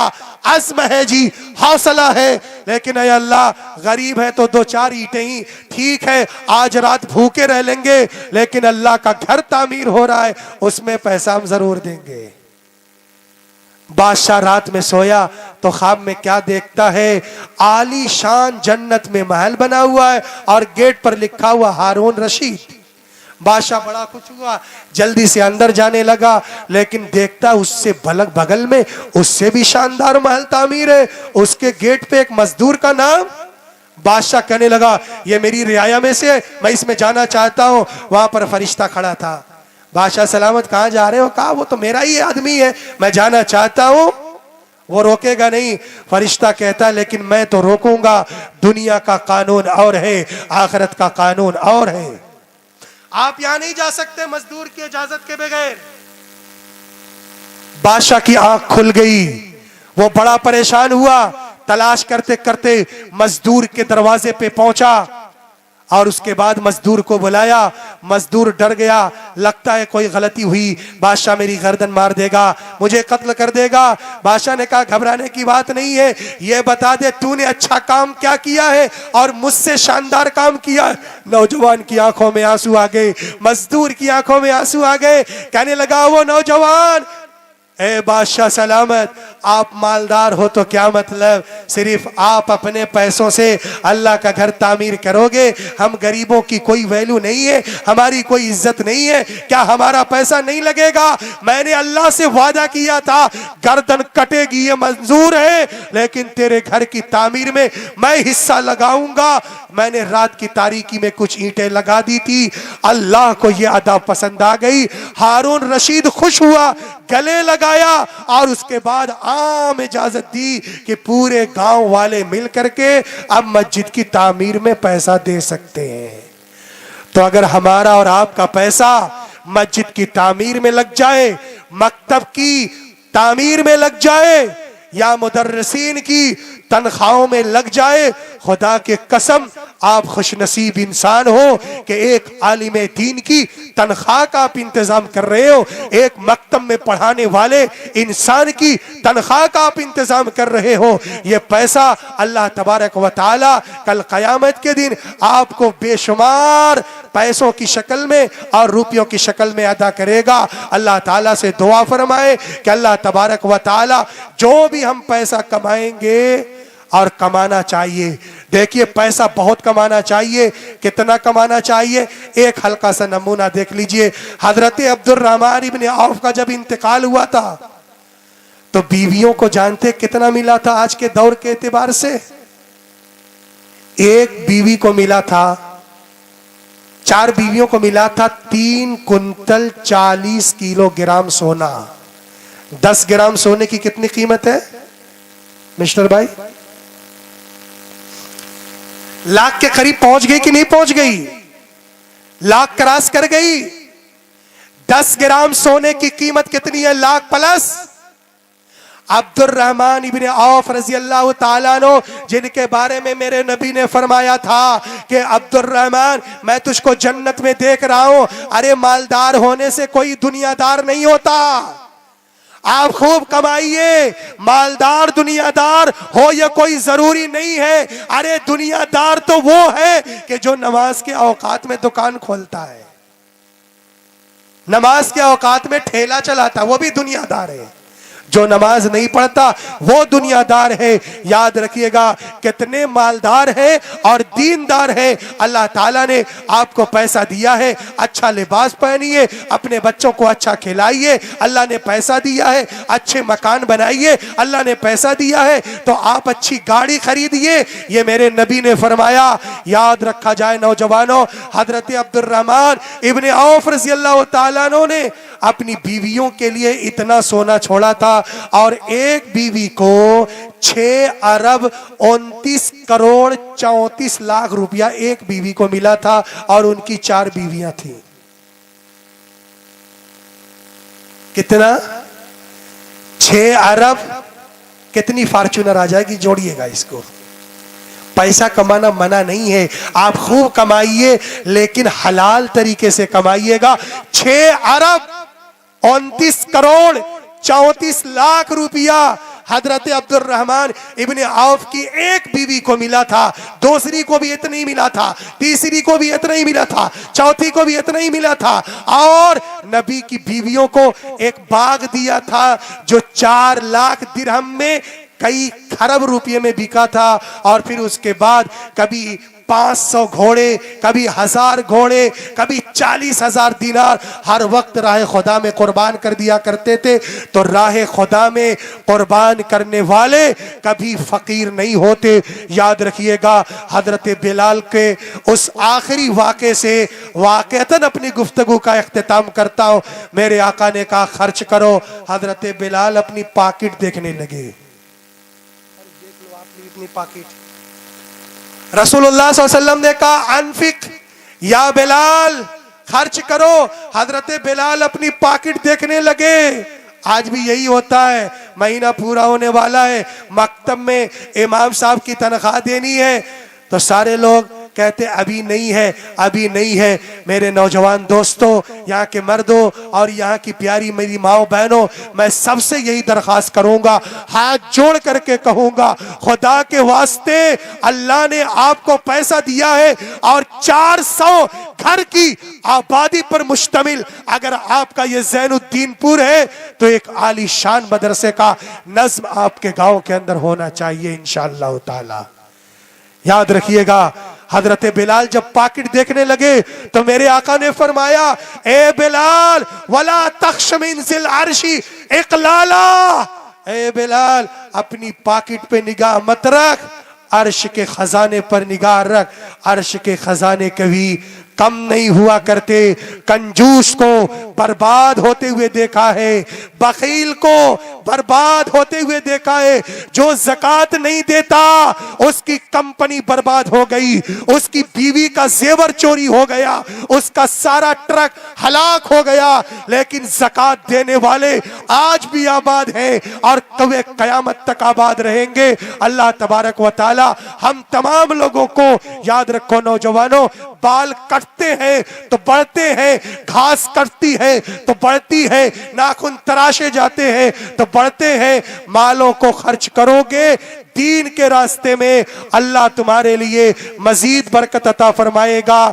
जो बातें कही गई हैं उन तमाम बातों पर अमल करने की कोशिश करें। ईमान मजबूत करना है, वालिदैन की खिदमत करनी है, पड़ोसियों के साथ हुस्न सलूक करना है, माँ बाप के कदमों में जिंदगी गुजारना है, 5 वक्त नमाजों का एहतमाम करना है, और सबसे अहम यह है आखिरत की तैयारी करना है, कब्र में बलब का इंतजाम करना है, और मकतब का सबसे पहले नज़्म ज़ब्त करना है। अल्लाह ताला हम तमाम लोगों के बैठने को कबूल फरमाए और इन तमाम मारूज़ात पर अमल करने की तौफीक अता फरमाए। अल्लाह जब तक रखे इस्लाम के साथ रखे और जब उठाए अपने हबीब का कलमा हमारी जुबान पे जारी वो सारी फरमाए। व आखिरु दावाना अनिल हम्दुलिल्लाहि रब्बिल आलमीन।